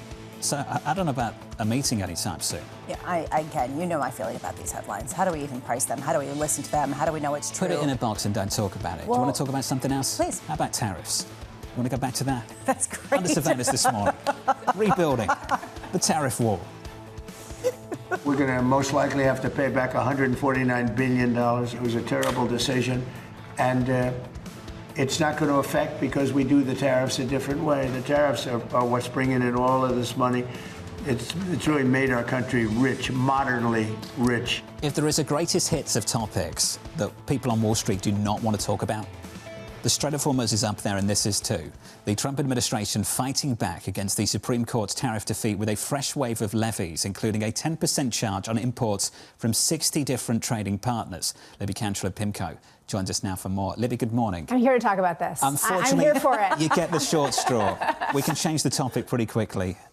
Your thoughts on this action? Where's this going, and how big is this wall going to be? Even though I think this was sort of in the rearview mirror for Wall Street, this is actually very much expected. As a reminder, when the IEEPA tariffs were struck down by the Supreme Court, the president of the USTR moved forward with something called Section 122 tariffs, the sort of blanketed 10% tariffs across the board. Those expire, though, on July 24th. So those have sort of a limit to this. So we were expecting that they would be using some of these other tools that Congress has actually provided to the president to move forward to try to rebuild that tariff wall, as you said. I think some of the interesting things is that this tariff rate is maybe a little bit more benign, a little bit more reasonable, certainly than those that we had seen on Liberation Day, but even those that we had seen kind of post-Liberation Day. So I think probably the effective average tariff rate, this might actually landed at a lower rate, at the end of the day. But again, none of this is surprising. I also think, and there's a deficit angle here, which I know Lisa does like to talk about. Of course, this is revenue that the Treasury likes, that the U.S. is sort of getting, addicted to, if you will. It's one of the reasons why we think tariffs are going to be sticky, sort of regardless of who wins in 2028, and because this is something that is generating quite a lot of revenue, and again, sort of politically is salient on both sides of the aisle. Where does this put some of the trade deals, though, that they have with Switzerland, the European Union, his massive summit with Xi Jinping? Yeah, I mean, that is, I think, an open question, Annmarie. I think we've been a little bit skeptical of some of those pledges around those trade deals. Anyway, you haven't necessarily seen some of those investments come to fruition, for instance. We'll see with sort of the European trade deal in particular, just given that is, sort of pending in the EU. So, yeah, I think it's an open question for sure. Obviously, at Pimco, you're tracking the mortgage market and what is going on with FHFA. And the director of FHFA now is the acting director of national intelligence. What was your reaction to Bill Pulte moving over to this space? Yeah, I would say, I think we would argue that second to the Treasury market, the agency MBS market is probably the most important market, particularly to us, but I think, just sort of writ large, because of course that sets the mortgage rate that, consumers access. This is, it's an interesting choice. Obviously, Bill Pulte, as been said, doesn't necessarily have the traditional background for a D&I director. I think the one thing that is important, though, is this is an acting position. And just as a reminder, something called the Vacancies Act, that allows the president to move somebody in a vacant position, which is a Senate-confirmed position, only if that other person is Senate-confirmed, only for 210 days. So I think the president was very specific that this was an acting position. He hasn't actually nominated him for the permanent position. That would, of course, require Senate confirmation. So I think my view, we'll see, is that this is probably a temporary post, not a permanent post. I do think, though, as it relates to the mortgage market, this takes the chances of an IPO for Fannie and Freddie very much off the table. That has been our view at Pimco for many years. We think that risks actually increasing the mortgage rate, not decreasing the mortgage rate, which is anathema to what the administration wants at this point anyway. We think this is sort of the death knell for the IPO of Fannie and Freddie. This is actually incredibly important for a lot of people in the market, and they actually might view this as a bullish sign because there won't be more risk introduced into the privatization of these particular agencies. Do you have the same kind of view? Yeah, and I think we've been engaging with policymakers, and we said one thing that they could do was clarify the future of Fannie and Freddie and sort of take this idea of privatization off the table. I mean, they are, for better or for worse, they're functioning incredibly well in conservatorship in terms of providing liquidity to the secondary mortgage market. And if you do anything to sort of upset the relationship between the government and Fannie and Freddie, you do see that risk premium come back into mortgage yields. And so, we think that there's an argument to be made that maybe some more clarification can actually decrease mortgage yields. And of course, that's what the administration wants. I find it fascinating. You're right. Tariffs not that exciting to me right now, just because it seems to leave us in the same place. And the Strait of Hormuz isn't necessarily analyzable, but this particular administration in Washington, D.C. has had more direct influence on markets than any I can remember in recent and modern history, whether it's personal sign-off by the president on specific transactions, whether it's job-owning specific companies that are doing different things. How big are the lobbying bills? I mean, do you see all the lobbyists just sort of gathering around there to try to make sure that deal gets in front of the right person? Well, yeah, I think this is sort of interesting about this president is that, a lot of what he is doing in terms of private industry is very much more indicative or in sort of parallel with what Democrats have done, right? Sort of the state capitalism, industrial policy. This used to be sort of the purview of Democrats, picking winners and losers. Now, President Trump is doing it. So, yes, absolutely. Our lobbyists kind of lining up. I would say, just going back to the discussion of the mortgage market, something important that Fannie and Freddie have done is that they've been in the market. They've been buying agency MBS to try to decrease that mortgage rate. We think that's actually been quite effective. Now, that was sort of upset by the Iran war.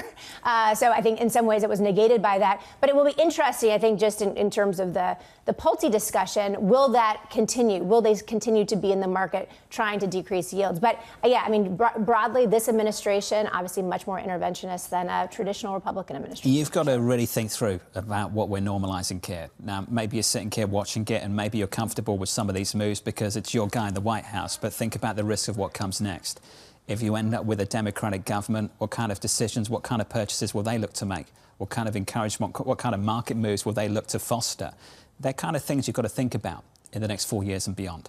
Especially since there are winners and losers that are emerging just by virtue of, say, a huge stake that the U.S. is taking in them.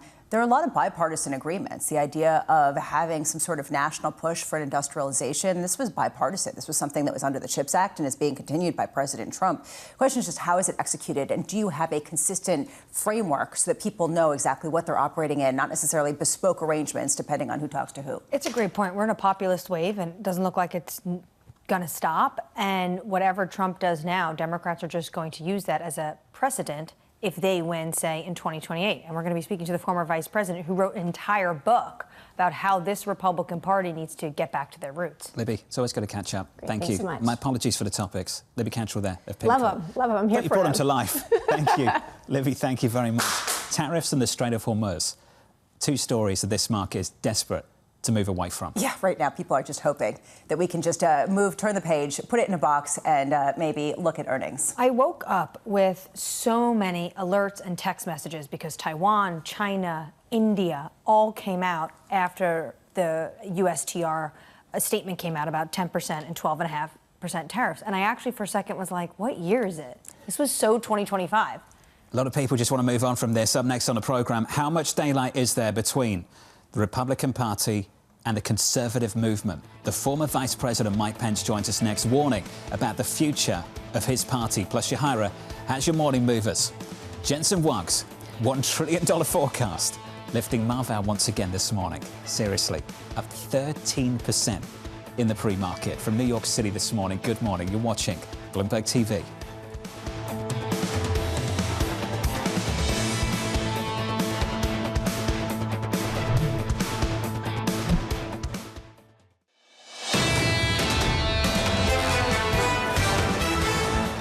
Live from New York City this morning, good morning to you all. 9-day winning streak on the S&P 500. Equity futures this morning down by not even 0.1%. On the Nasdaq higher by 0.2. With that 9-day move in the equity market, 9 days of declining yields at the long end of the curve coming into today.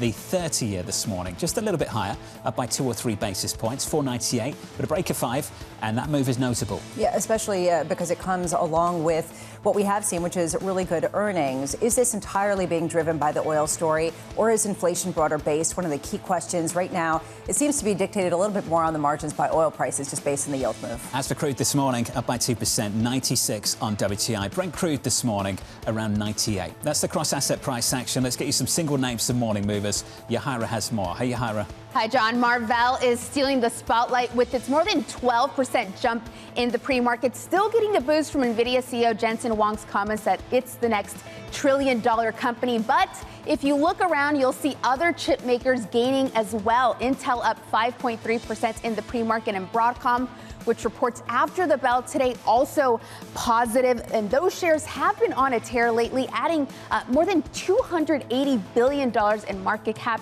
in just the last 4 sessions. Meanwhile, not the same optimism for Palo Alto. We are seeing those shares down nearly 3% in the pre-market, despite it delivering a beat and a raise quarter. But this is a story of high expectations, with the stock up some 60% heading into the earnings. And we end on GameStop. Those shares soaring more than 13% in the pre-market after the company posted its highest quarterly net income in its history. And the growth here isn't being driven by video games. It's collectibles like Pokemon cards and action figures. In fact, collectibles was the only area that saw sales growth. John? Yahira, thank you. Thank you for the update. Appreciate it. More from Yahira in the next hour. On our radar this morning, SpaceX aiming to sell over 550 million shares at $135 apiece for its record-breaking IPO. Reuters reporting Elon Musk's company is aiming for a valuation near $1.8 trillion. Elsewhere, the president telling the New York Post Iran has agreed not to have nuclear weapons. Trump adding the U.S. could lift its blockade on Iranian ports by Labor Day. The news comes after the countries exchanged fresh strikes overnight. And finally, the Fed chair Kevin Warsh tapping Conservatives Paul Winfrey and Daniel Hill as temporary advisors. Winfrey, a former Trump White House aide, and Hill, a previous colleague of Warsh at the Hoover Institution, will both work on policy analysis and special projects. They're known as being conservative economists. Some of them have worked with the Heritage Association. Winfrey, in particular, talking about some pretty radical changes to the Federal Reserve. They're not necessarily going to be for easing policy, though, because it could include shrinking the $6.7 trillion Fed balance sheet. It could include less forward guidance, which usually is thought of as increasing potential volatility, naturally more restrictive around the margins. So what the influence of this is questionable. Again, who is Kevin Warsh in terms of his policies, and what is traditional conservative policy when it comes to the Federal Reserve? What does that really look like? When it comes to this Project 2025 chapter, a lot of people are talking about, you actually had Winfrey talk about a proposal to remove the central bank's pursuit of maximum employment in favor to just focus on inflation. If that were to be a case, then the President of the United States is not getting an interest rate cut this year. We'd be having the ECB conversation, wouldn't we? Exactly. Prospect of hikes? Maybe. This is the reason why the U.S. is different, because it's a dual mandate with employment and inflation. In some ways, the perfect setup for our next conversation. The former U.S. Vice President Mike Pence warning of threats to the Republican Party. In his latest book, What Conservatives Believe, Rediscovering the Conservative Conscience, Pence writing, quote, Trump has not always governed as a conservative. The result is that many Americans are confused about what it means to be a conservative. I'm very pleased to say the 48th Vice President of the United States, Mike Pence, joins us now for more. Mr. Vice President, welcome back to Bloomberg Surveillance on Bloomberg TV. Thank you. Great to be back on. It's good to see you, sir. I'll ask that question to you. What does it mean to be a conservative? Well, for decades, the Republican Party has really been the home of conservatism in this country. It's a commitment to limited government, free market economics, strong defense, American leadership in the world, and traditional values has really guided the Republican Party since Ronald Reagan came to the White House. And it's why I and millions of Americans were drawn to the Republican Party over the years. Our principal contest was against the liberal Democratic Party over those decades, but as the Democratic Party has been overtaken by more progressive left policies, including socialist policies, not just in New York, but all around the country, I wrote the book because I wanted Republicans to know that there's a new threat to that conservative agenda from within our movement, from a populist right that would really challenge our our commitment to limited government, to free enterprise, challenge America's role as leader of the free world, marginalize values. And I do think, as you quoted from the book, that many are confused about what it means to be a conservative. So that's what inspired what conservatives believe. Well, you served alongside him, of course, in the first term. Was he a conservative then? Well, I think, look, I say this in the book. You know, I know Donald Trump better than his most ardent defenders. We worked together every day and spoke every day for 4.5 years. And in fairness to the president, he's actually never said he was a conservative. In fact, I lost count of the number of times that I would say in conversations in the Oval Office, well, that position's a conservative position. And he would wave his hand and say, what, not conservative, it's just common sense. And so, but in our administration, I will tell you, I think we were very faithful in most cases to the traditional conservative agenda, appointing conservative judges, upholding the rule of law, and particularly in the area of free market and economics and free enterprise. You know, we cut taxes, rolled back regulations, unleashed American energy. But on economic issues, I think it's becoming more apparent, particularly in the business community across this country, that with the advent of broad-based tariffs imposed on friend and foe alike, that while they were turned back by the Supreme Court, we saw the news this morning of a new round of tariffs attempted by the USTR. The nationalization of American businesses was something we never countenanced in our administration. It's much more a part of traditional socialist thinking around the world. Price controls on pharmaceuticals and credit cards. I think these are policies that come out of the populist right, Annmarie, and they represent a real shift. Now, can I just say, I think the second Trump administration has gotten a lot right. Standing up to Iran, standing with Israel, extending those tax cuts, securing our border. But on some key issues, we've seen those populist right policies take hold, and I want conservatives around the country to know that. These are ideas that you would hear from a Senator Elizabeth Warren or Senator Bernie Sanders. It is. But the issue in Washington right now is there's not a lot of people speaking out against this in Congress. Do you feel that Trump has gotten a lot more carte blanche this time around? Well, I think so. I mean, the president is the leader of the party, and with majorities in the Congress, I think there's been a tremendous amount of deference to the president. But you put a fine point on it. In fact, in my book, I point out when the president first announced a nationalization policy, it might have been the golden chairs in U.S. Steel, Elizabeth Warren said memorably, Donald Trump has come across an idea that I came up with years ago. And John might argue whether nationalization was something Elizabeth Warren came up with. There might be a deeper history in other parts of the world. But I honestly believe that there's not been a great deal of awareness broadly among grassroots Americans about some of these shifts. But people are starting to wake up to it.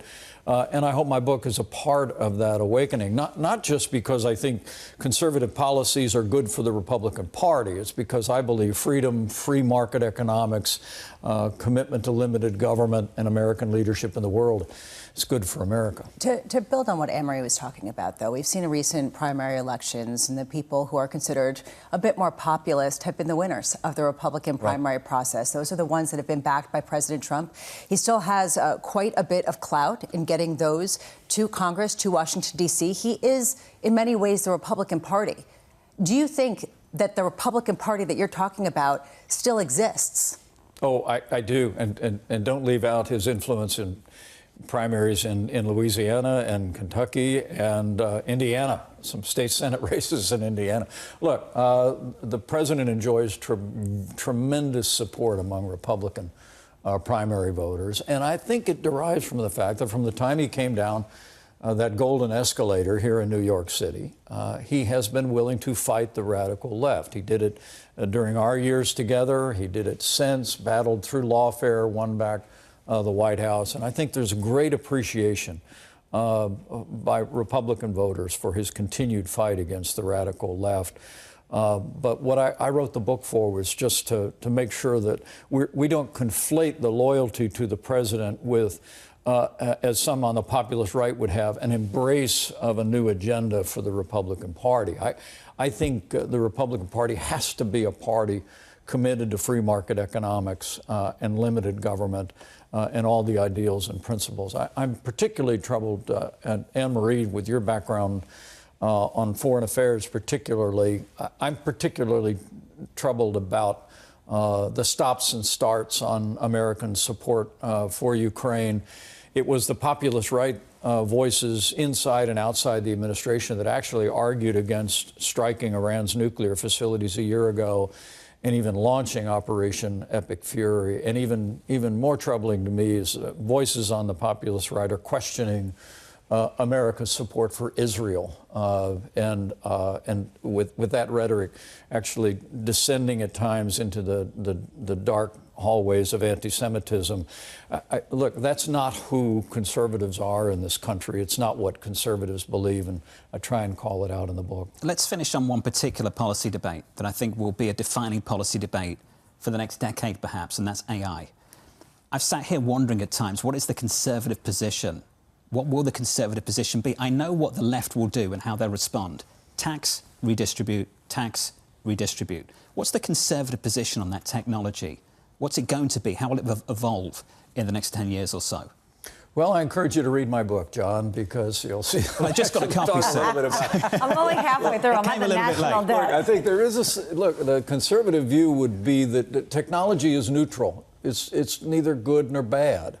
I greatly admire the former chairman of Intel, who's written a wonderful book entitled AI for Good. And I think it's imperative that as we move into this, that we trust the marketplace, but that also we ensure that that artificial intelligence work for us in the way that we want it to impact our economies and our workplace. And most importantly for conservatives is that it respects the values, the universal values of the overwhelming majority of the American people who believe in and cherish freedom and cherish the importance of family. You know, when you see troubling stories about chat programs that actually assist teenagers in finding ways to take their own life with tragic consequence, I think it's actually imperative that conservatives step forward and say, let's create the guardrails around AI so that consumers will have places to go for AI that really reflects our goals, our objectives, our values, and let the marketplace work. Yeah, that's what I'm kind of getting at. I can trust the market. We're on Bloomberg. I think there's a great tradition of support for free markets and limited government, in our audience at least. Can we trust the leadership of these companies? Well, I think that's the real question today, and what we want to do is facilitate the emergence of alternatives within the marketplace. Look, I think the American people have understandably have concerns about AI, but if given the opportunity to spend their dollars and spend their business resources on AI that works for us and respects those universal values, I trust the American people will choose well. The one thing on AI, to Jonathan's earlier point about what the left is going to do, Bernie Sanders says he wants to tax these companies 50%. Steve Bannon, which you know well from Trump's first term, one of his key architects of his rise and how Trump would speak, doesn't think Bernie Sanders goes far enough. Is that going to be the Republican position, whether you agree with it or not, in 2028? Republicans don't raise taxes. Republicans cut taxes. And I would caution you against giving anybody too much credit for Donald Trump's rise other than Donald Trump. I mean, President Trump understood. That's where the base is right now. Well, I honestly think that when you talk about the base, which is one of my least favorite terms in politics. Sorry. We talk about our core voters. There's, as I said to Lisa, there's great appreciation and affection for the president. It's totally understandable for the fight that he's waged against the radical left the last 10 years. But on the populist right, there are voices that want to take that loyalty and permanently change the direction of the Republican Party to a big government party that embraces protectionism, isolationism, marginalizes values. And to put a fine point on it, I don't think that's what conservatives believe. When did you last speak to each other? We spoke shortly after he won re-election, and we had a warm exchange, John. It was. What did you talk about? I just congratulated him. Yeah. And I could tell he was moved by that, as was the First Lady. Look, the President and I served together very closely. He wasn't just my president, he was my friend. Our administration didn't end the way I wanted it to, but I'll always believe, by God's grace, I did my duty that day. But, for me, I want this president to succeed. I love this country. I don't talk to the president as often as I used to, but I get the distinct impression that he still listens to me. And so I hope he gets a chance to. I listen to you as well, and I promise you I'll read the book. It's going next to the Thatcher biography on the bedside table, all right? It's good to see you, sir. Thank you. Thank the you, former John. Vice President of the United States, Mike Pence. Let's give you an update on stories elsewhere this morning with your Bloomberg brief. Isabel Lee has more. Hey, Isabel. Hi, John. President Donald Trump signing an executive order that will give the government voluntary access to AI models for a 30-day review period. The order stops short of mandating safety tests on cutting-edge models and instead seeks to make them available with developers' permission. In media news, CBS News fired 60 Minutes correspondent Scott Pelley after he confronted his new boss Nick Bilton at an internal meeting Monday. Pelley questioned the qualifications of Nick Bilton, who was appointed to lead the news magazine. He also accused CBS News editor-in-chief Barry Weiss of, quote, murdering the program. In sports, a world I know little of, the Stanley Final Cup is off to an exciting start after Vegas beat Carolina in Game 1. The Golden Knights broke the tie in the final minutes of the third period to go ahead 5-4 and seal the round win. Game 2 gets going on Thursday night in Raleigh. That's your Bloomberg Brief. John? Isabel, thank you. Thank you for the update. Up next on the program, cautiously bullish. It's a very narrow market. These are some of the most impressive companies we've seen in the market. You have to look even at some of these tech names and say, okay, should I take a little bit off the table? The second half of the year, I think the setup is more cautious. Up next, Jonathan Krinsky of BTIG from New York City. This is Bloomberg.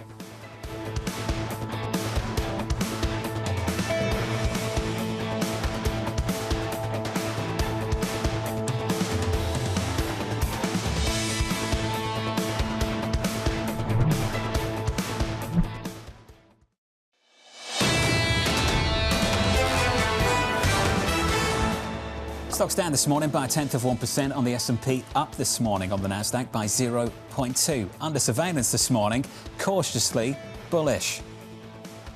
It's a very narrow market. The earnings are being driven very, very small slice. These are some of the most impressive companies we've seen in the market. You have to look even at some of these tech names and say, okay, should I take a little bit off the table? The second half of the year, I think the setup is more cautious. So here's the latest this morning. AI optimism driving stocks to their longest winning streak in over a year. Some on Wall Street are warning the record run could be nearing an end. Jonathan Krinsky of BTIG warning while the rally in tech, AI seems like it will never reverse. The fact remains the breadth issue works both ways. We continue to think June is a likely spot for this reversion to begin. Jonathan joins us for more. Jonathan, welcome back to the program, buddy. What's special about June and this month? Hey, Jonathan. So, yeah, June historically is a month where you see weakness in long-short momentum. If we look at the last 9 years in June, long-short high beta momentum has been down 6 of the 9. And that can work both ways. Historically, it actually... The reason the factor is negative in June so often is because the short side of the low momentum stocks typically rally. And we saw that a little bit on Monday to start the month where you had a breakout in low momentum. The software is the largest part of low momentum. But I think this year you could see a situation where both happens, where you could get a continued upside in low momentum, but the high momentum, high beta stocks have just gone so extreme to the upside. I think the reversion is likely in both ways. And, one of the stats we highlighted in our note is that high beta momentum long is up 42% in the last 9 weeks. We've only seen that sort of move into a new high 2 other periods. It was late 99, which we see a lot of similarities in the price action, and early 2021. And both of those, did see a little bit further upside in that high bit of momentum, but then ultimately did give those gains back. So I think we're kind of in one of those periods as well. Jonathan, I understand the way you see the world sitting in your seat as a technician, a strategist, looking at things on the technical side of things becoming really, really stretched. But don't you get the feeling you're just fighting just incredible fundamentals right now and a market really playing catch up to positive earnings shocks? Yeah, I mean, that's certainly been the case this far. I think at some point you have to wonder, have those fundamentals been priced in? And, they continue the market continues to say not yet. But I think, when you look at some of these metrics, I mean, for instance, the S&P 500 tech sector, if the week ended right now, it would be the best 10-week return for the S&P 5 sector in history back to 1990. So that's a lot of periods where there's been very strong fundamentals, and yet we're still pushing extremes that we've never seen before. Jonathan, what kind of responses have you gotten from clients? I think there's two camps. There's the camp that has been overweight and embracing it, and they continue to think fundamentals support further upside. And there's the camp that is a little more of the opinion that we see some reversion. And again, this doesn't mean that we're in a secular top like 99, but even in the late 90s, you had some meaningful pullbacks. And one of the stats we looked at was when the tech sector was above a 78 RSI and more than 25% of the 200-day moving average, like it is right now. What did historical returns look like? And there were some parts of 95 where you didn't really see much of a drawdown, but even July 98 was one of those, and you saw about a 20% drawdown, right? And so, even in those late 90s periods that were very strong, you had significant pullbacks within the uptrend. And we just, since March, we haven't seen anything that resembles anything sort of a pullback. Are there any correlations that you're watching that give a sense of what could be a forward look of what could cause a break right now? Correlations intermarket, or? For example, with bond yields, or for example, with oil prices, or for example, with Bitcoin. I mean, is there a sense of kind of what could potentially be moving in a way that could give you a forward look of what could break down? The correlation between, it's really tech, AI, and everything else, and any sort of correlation that historically has led to any weakness has not come to fruition, right? And so I think that's another issue, is that it's kind of trading in its own world. But you could point to any number of those. I mean, I think for bond yields, you really need to see a swift, significant move higher in rates, right? It's not so much the absolute level right now. You would need to see, the 30-year kind of gap up, maybe 5.25, 5.5, something like that, because clearly a slow, steady move in rates is not going to disrupt the AI trade. Same thing with oil prices. I mean, we're pushing $94, $95 on WTI, which, if you told us a few months ago that would be the case, you would have thought tech would certainly come under pressure. So I think you need to see a bigger push there. But ultimately, I think you need to see some price action in the semi trade itself to really suggest that a top is in. Jonathan, good to see you. Jonathan Krinsky there of BTIG on semis. 90% plus move off the low in March. Crazy. From New York, the third hour of Bloomberg Surveillance. Next.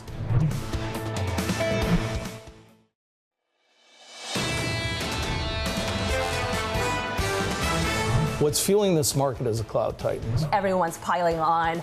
Everyone wants to grab as much as they can. You have to be invested. At the same time, you don't want to forget the other areas of the market. After this equity rally, I think you have to think about rebalancing. And if this falls off the tracks, you're going to see a major market correction. This is Bloomberg Surveillance with Jonathan Ferro, Lisa Abramowicz, and Annmarie Hordern.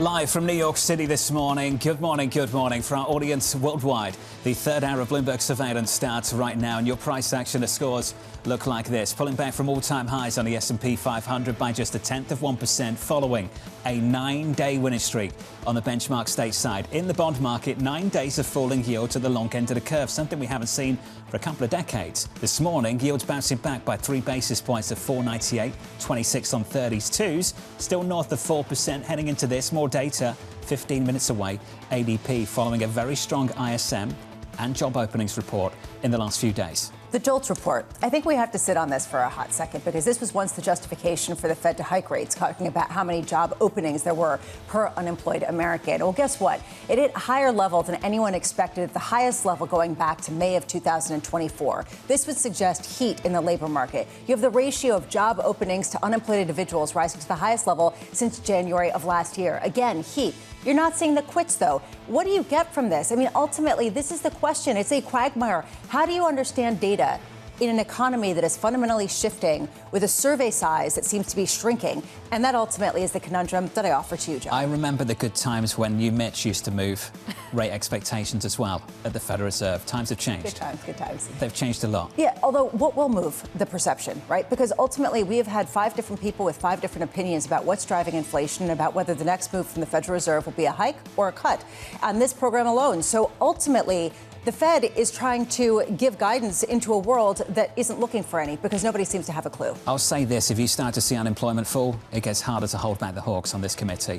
And if Kevin Walsh, the Fed chair, wants to reduce interest rates anytime soon, it's going to get more difficult if that's the case. It's going to get a lot more difficult. And the Financial Times is reporting that he might not even, Jonathan, add his own dot of where he thinks interest rates should be. Don't hate it. At the next meeting. It would be a little controversial, Don't though. hate it. It's your first meeting, you come out, you decide to be that assertive? Slip into neutral, can't forecast the future, don't want to put any expectations out there right now. I promise you this, we'll anchor inflation expectations. Here's some scenarios for you. Scenario 1, scenario 2. Allow me to articulate my reaction function. Let's take it from there. I think you're in the running. This is very chairman-like. Maybe we can move on a little bit from the hand-holding. If he drops the dot, Annmarie's going to be picketing. She said, this is scandalous to drop the dot. It is How could you not have the your dot? first meeting? On dropping the dot, I will say this is the difficult part for Kevin Walsh as Fed chair. It's difficult to remove some of the guidance when the rest of the committee may well want to provide guidance. And then in some ways, you're outsourcing guidance to the rest of the committee and de-emphasizing the role of the Fed chair. So I'm not going to trivialize getting rid of the dot too much because it could have consequences that are unforeseen. Well, you can't muzzle the rest of the committee either. You can't tell them you can't go out and speak. Remember, we have almost this renaissance of Fed speak because of Steve Myron. He has to earn the credibility before he starts breaking the rules. And that's going to be the challenge for him in getting a lot of different people on board with him. How does he get a consensus on a committee, not just sort of force new changes? Kill the dot plot. Kill the Jackson Hole Symposium. Okay, you're trying to move it. We're going to different places. No more renovations. Greenspan, no news conference, no statement. Right? Look, I think that there is room for a framework type of layout. I think it is important to understand that. If you just stop talking entirely, people are going to think you're politically motivated, and that's not going to be good for the market. Why would that be politically motivated? Because then people can give whatever narrative they want to any move he makes. If you don't explain it, then people could say, oh, he's cutting rates, or he's not going to cut rates. He's not going to hike rates because he's in Trump's camp. People can give the political motivations if he doesn't speak. People are going to do that, whatever happens, believe me. All right, but I just think it's easier if you actually lay out your rationale, then you can have an economic That's the unfortunate outcome of all of this. The ill-advised attacks on the institution. It's going to make life difficult for Kevin Walsh for quite a while, unfortunately. Discussing can help things. Discuss it. Talk about your feelings. OK. Coming up on the programme, David Stubbs looking to avoid that. He joins us from Alpha Core Wealth Advisory with stocks at record highs. CJ Muse of Cantor Fitzgerald heading into earnings from Broadcom later on this afternoon. Alicia Levine of BNY Wealth boosting her year-end target on the S&P. Looking forward to catching up with Alicia a little bit later this hour. We begin this hour with stocks on a 9-day winning run following a wave of earnings momentum. David Stubbs of Alpha Core writing the divergence between momentum stocks and quality stocks is close to historical extremes. We continue to source ways to play the AI boom outside of tech. David joins us now for more. David, good morning. Good to see you. Good morning. I enjoyed the discussion about the Ferro Fed there. I have no doubt we'll get to the Fed in just a moment. Without me leading it, without me sitting on that board either. I've got no plans to do anything. I don't think they have either.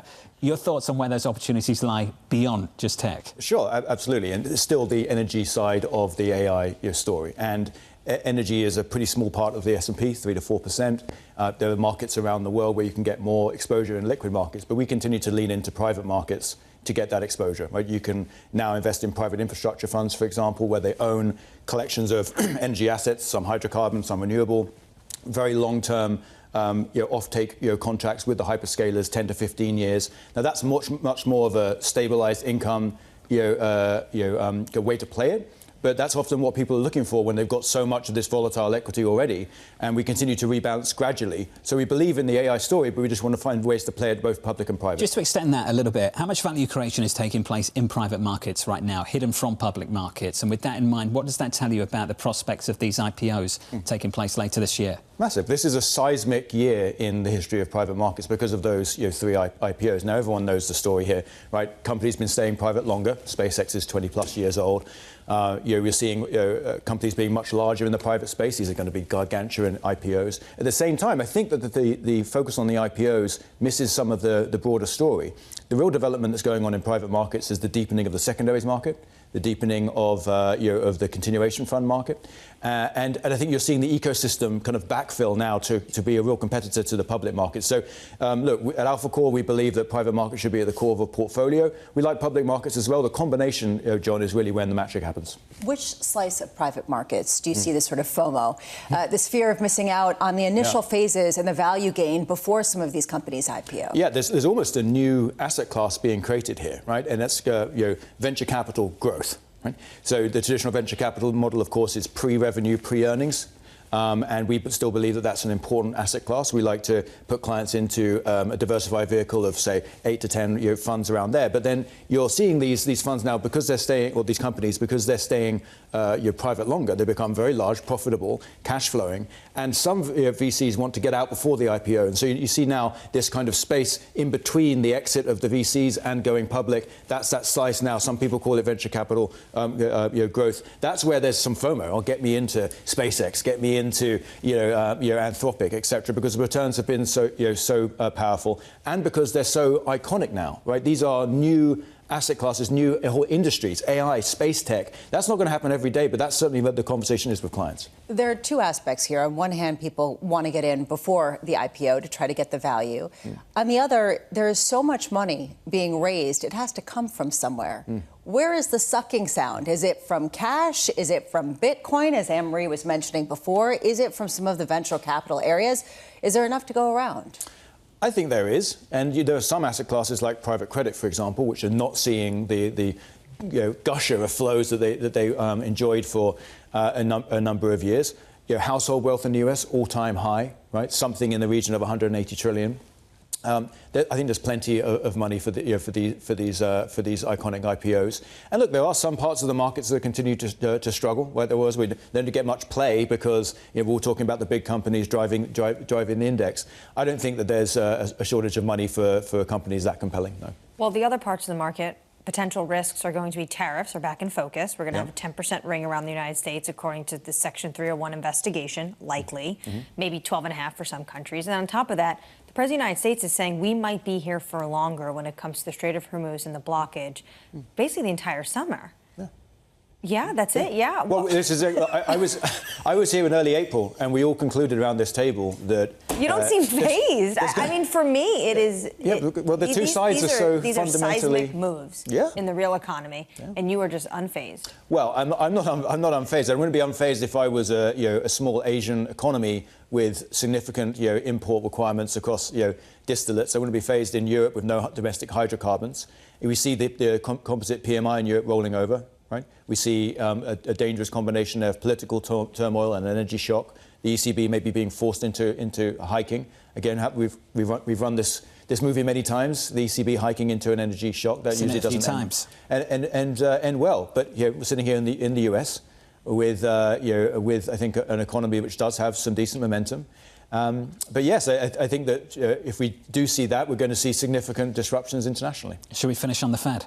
Sure. We started there. Yeah. What are your expectations? 2 weeks today for Kevin Warsh, the new Fed chair. I think he's going to try to lay out his vision. I think it'd be bold to remove his own dot. And I'm not sure if he could ask the entire committee to have no dots there. But I agree that the Fed probably over-communicates for sure. And I think that there's a little bit of a binary outcome here. They're either going to look through the inflation and the recovery of the labour market that we're seeing, and of course, it's payrolls Friday, this week. You asked in the lead-in what actually moves the needle. Wage growth moves the needle, right? And so you need, obviously, job growth, low unemployment rate, and then wage growth. I wish I was on tomorrow morning because you've got the unit labour costs and productivity data that comes out quarterly, one of my favourite releases. If unit labour costs are very low right now, and that's the number one thing if I would be dovish, if that changes throughout the year, they would have to hike. And here's the thing, John, they don't just hike once.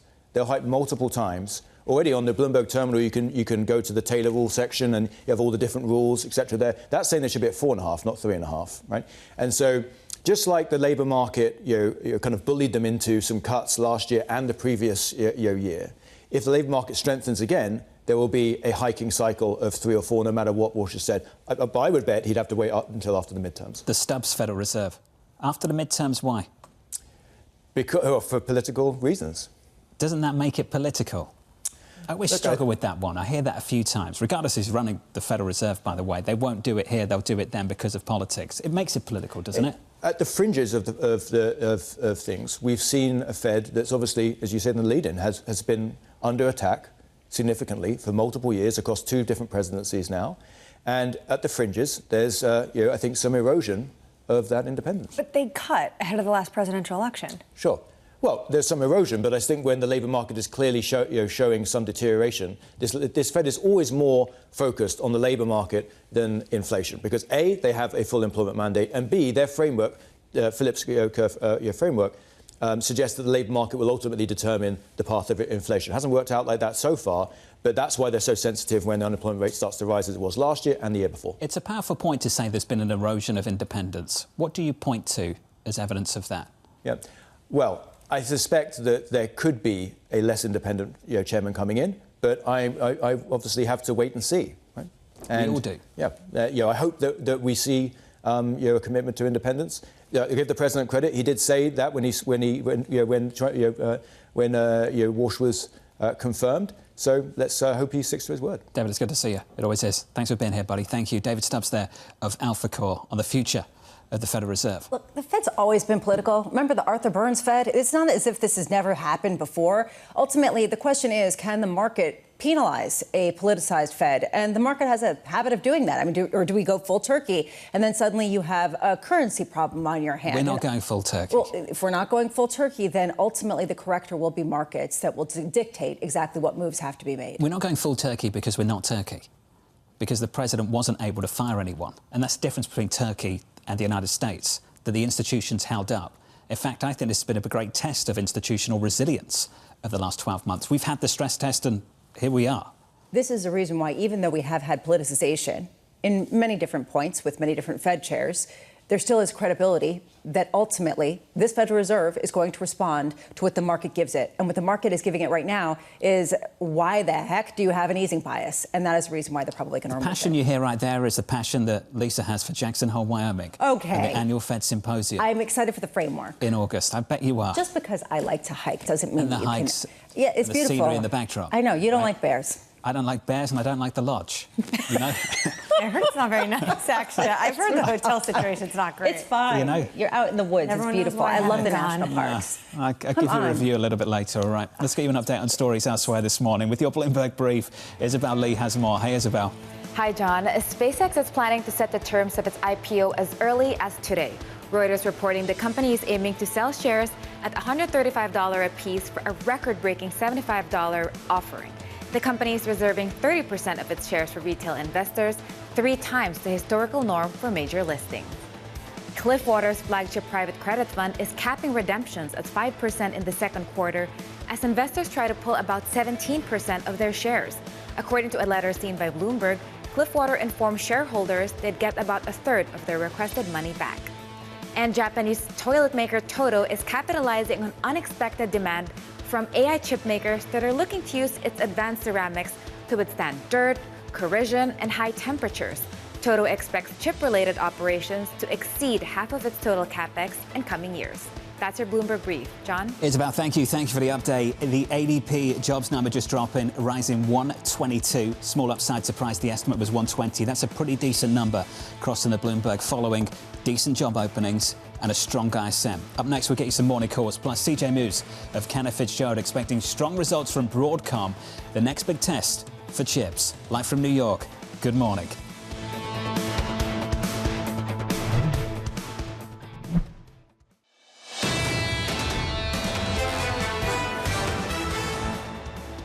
This is going to be really a tidal wave of IPOs, and obviously it starts with SpaceX. And look, it speaks to our view about the fourth industrial revolution. It's going to be a watershed event in terms of the space sector from Musk, and it just speaks to our view. I mean, records will be broke over the coming weeks, whether it's the Knicks or SpaceX IPO. I had to squeeze the Knicks in there. Dan Ives. We haven't talked about it all day. I've been upset. Game one at what time? I think it's at 7 or 8 p.m. Real fan over Oh, yeah. All right. Equity futures on the S&P 500, negative by a tenth of 1%. It's at 8:30. 8:30. Good to know. Thanks, Annmarie. I'll be in bed on the Nasdaq this morning. You will too. I'm going to watch the first quarter. Okay, good for you. Real fan. Up by 0.2% on the Nasdaq 100. That's the price action. Let's get you some morning calls. First up, Wells Fargo raising its price target on Palo Alto Networks to $325, seeing strength in its AI positioning. Your second call from UBS lifting its price target on Snowflake to $370, citing healthy spending trends and growing AI demand. And finally, JP Morgan hiking its price target on ASML to a street high 2,200, saying the company's messaging is a lot more positive after strong customer orders. That stock down slightly by 0.4%. Tech leading markets higher over the last few months. The semis index has been absolutely flying, posting its best day in weeks, led by a massive Marvell rally. Investors are waiting results from Broadcom a little bit later this afternoon, and of course the historic SpaceX IPO through the summer. Mandeep Singh of Bloomberg Intelligence joins us now for more. Mandeep, welcome to the program. We'll turn to Broadcom in just a moment. Just SpaceX, their approach to this roadshow is different. It just feels like before they even speak to anyone, they can just pick a price. How different is this, Mandeep? It is different in a lot of ways, and the float that they will be coming out to the market with is going to be less than 5%. So that's quite unusual in itself, and more than 50% of the stock will be eligible to be, come to the market after 1 year. And that's where, because of the thin float and the way they have priced this, it'll be interesting to see what sort of, a supply-demand mismatch it creates. And I think that's where they're going with pricing this IPO, which, in my opinion, is very richly priced when you compare it, to some of the other names that have gone public at 80 to 100 times, current sales. This is as rich as it can get. But yes, they have a dominant position in, the Starlink and the space launch business, and the XAI business is where they will put a lot of capex. So from that perspective, there is a good story to tell. Mandeep, you mentioned some of the technical factors once this goes public. Once it goes public, it's going into the index pretty quickly based on the guidance we've been offered so far from the index providers. With that in mind, how noisy is that individual name going to be, and what does that introduce to the index? I mean, look, I think all the ETFs would look to add this name to the ETF. So from that perspective, again, that thin float is going to play a role because everyone will want it to be part of their ETF once it's part of the index. So I do think, the fundamentals are robust, but the way it's priced, it's more than priced for perfection, and it'll be interesting to see what sort of pop the IPO gets given the pricing that they have laid out. Mandeep, thank you, buddy. We're going to be speaking about this a lot, no doubt, in the next few months. Mandeep Singh there of Bloomberg Intelligence. I mentioned Broadcom. They're reporting a little bit later. CJ Moose of Cantor Fitzgerald expecting a modest beat and raise from the company, saying the stock remains a top pick and reiterates his overweight rating. CJ joins us now for more. CJ, welcome to the show. It's good to see you. What are you expecting to see later this afternoon? Yeah, thanks for having me. So for Broadcom, I think similar trends that we've seen elsewhere across AI, solid beat and raise, but really a greater focus on upside for calendar 27. They previously highlighted significantly better than $100 billion for AI revenues in calendar 27. And we would expect them to raise that to 110, 120, where buy side expectations are as high as 140 billion. So, I think that the challenge we have right now is that compute is constrained. Wafers are constrained. It takes time to build out data centers. And so the real upside to numbers will come next year, not this year. But, investors are definitely, willing to make that bet. CJ, what kind of commentary are you looking for to understand who Broadcom's biggest partners are? We've heard about their deals with Anthropic, talked about Google. How important is it for you to see exactly how strong some of those relationships are? Yeah, I mean, obviously Google is their #1 relationship, and they have a multi-year agreement with them. And, we feel very confident in the builds there. We can see the CoWoS data from TSMC. And so I think there's real upside to the numbers there. Although I would say there are some concerns whether MediaTek is making greater inroads there. So that'll be a focus. Anthropic is buying just chips, not racks. So I'd say near term, the one worry is perhaps lower revenues from Anthropic because of only going chip solution, not full rack solution. And then I think the perhaps underappreciated customer is Meta, where the content that we're seeing is growing demonstrably. And so I think that will be a kind of a hidden gem that will drive material growth into 2027 as they ramp their internal silicon. As NVIDIA broadens out its offerings and tries to get into new types of chips, whether it's TPUs or whether it's broadening out in some of the consumer-facing chips, how does Broadcom maintain an edge? Well, I think from Broadcom's perspective, their goal is attacking very large projects, right? And so they're really looking at the foundational models. They're looking at time-based reasoning. And I think that's a big enough pie for them. On the other hand, I think NVIDIA is working, very hard for all parts of inference, including decode, where, they recently acquired Grok. So I think different business strategies, but, if you take a step back, to make a great AI chip or accelerator, you need world-class SerDes, and it is NVIDIA and Broadcom that have that, and others have it.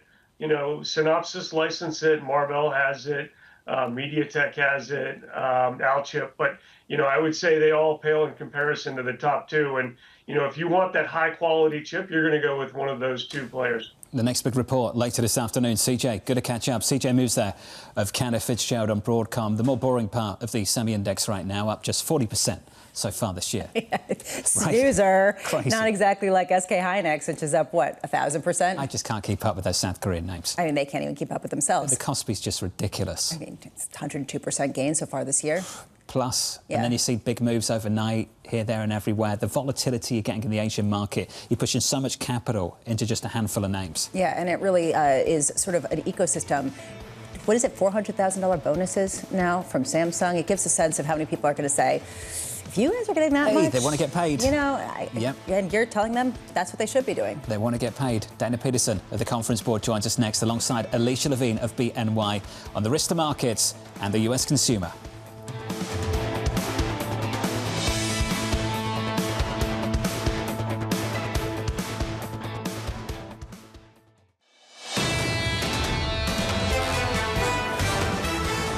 The data so far this week has been pretty tremendous. At the headline level, we can get into the nuanced stuff, but at the headline level, ISM manufacturing, first day of the week, expanded at the fastest pace in 4 years. Jolts yesterday, second day of the week, came in exceeding all estimates. That's job openings in America, better than expected. ADP just moments ago, in line 122, that's a decent jobs number. Now, you might not put much weight on the ADP number, but I can tell you, if we get a jobs number close to 120 on Friday, that's some serious strength going into the Fed's meeting 2 weeks today. And it's the direction of travel, too. It's just this linear shift up over the past couple of readings, steadily improving. And the commentary that we've heard from ADP, from Neil Richardson, is they're actually seeing signs of a recovery. You're seeing signs of that in a number of different places. Key question for Friday, how much do you see that coming in wage gains? And is the wage gain figure more representative of the composition of jobs being created or by actual one-to-one comparisons? In other words, is it just that people are seeing their wages not increase that much because the jobs they're getting aren't as high paid, or is there something else going on? How tight is this labour market? What's the potential for inflation? And does it offer even more fuel for the hawks on the FOMC? Let's turn to this equity market. Equity futures this morning down by 0.2%, 9 days of gains. If you make it day 10, Lisa gave it a stat earlier on this morning. You make it day 10, it's the longest daily winning streak going back to the mid-90s. Just bonkers the run this market is on at the moment. Yeah, even more bonkers if we make it a 10th week of gains. We're going to have to go back to the mid-1980s to get a comparable run, which is the reason why people like Jonathan Krinsky aren't feeling so good. They're saying technically this is making us have the yips and the jips and the whatever else. But this is a very big concern for people. How long can this continue? At the same time, earnings. That's what everybody keeps saying, and that's ultimately what they keep clinging to. Sitting this out and going short are very different decisions to make. I know that technically we are very, very stretched, but Krinsky was making that point a month ago, and we've added even more weight to the rally in the last 4 weeks. And the earnings have outperformed to the degree where we're seeing still 20, 30% single-day moves in very big stocks, and that's what you're fighting. You're fighting a positive earnings shock in this equity market right now, if you're on the wrong side of the trade, of course. In the bond market, yields are higher across the curve. We're up by 4 to 5 basis points on 10s at 450, close to that number this morning. Coming into today, yields were down 9 consecutive sessions on 30s. Just a break of 5%, getting close to breaking back above it now at 499.27. Yields are higher by 4 basis points. That's the setup this morning in stocks and bonds. Let's get you some single names, some morning movers. Yahira has more. Hey, Yahira. Hi, John. Marvell is stealing the spotlight with its near 12% jump this morning. Still getting a boost from NVIDIA CEO Jensen Huang, calling it the next trillion-dollar company. But if you look around, you'll see the other chip makers gaining as well. Intel up 6%, and Broadcom, which reports after the bell today, up 2%. That stock has been on a tear lately, adding more than $280 billion in market value in just the last 4 sessions. Turning to GitLab, those shares are sinking some 6% in the pre-market, despite posting a beat. And what Barclays analysts are saying is that this is because investors are focused on signs of slowing growth beneath the surface at a time when they want to be seeing significant growth as more companies use the AI coding tools like theirs for coding. And GitLab also announced it is reducing its workforce by 14%. And we end on the retailer Macy's, seeing a bump. Shares are up 2.3% after it raised its sales outlook for the full year. And if you want another example of the K-shaped economy playing out, Macy's has it. CEO Tony Spring has been focused on growing the company's luxury business through Bloomingdale's and its beauty chain, Bluemercury. And those bets to capture more consumers that are willing to spend appear to be paying off. John? Yahira, thank you. Big fan? I love Bluemercury. Big fan? Why? What's special? It's really good, just brands, high-end brands of skincare, and tiny, easy to go in and out. They do great deals. It's like another level on Ulta. Okay. If you missed the review of retail earlier on this morning, it's pretty special.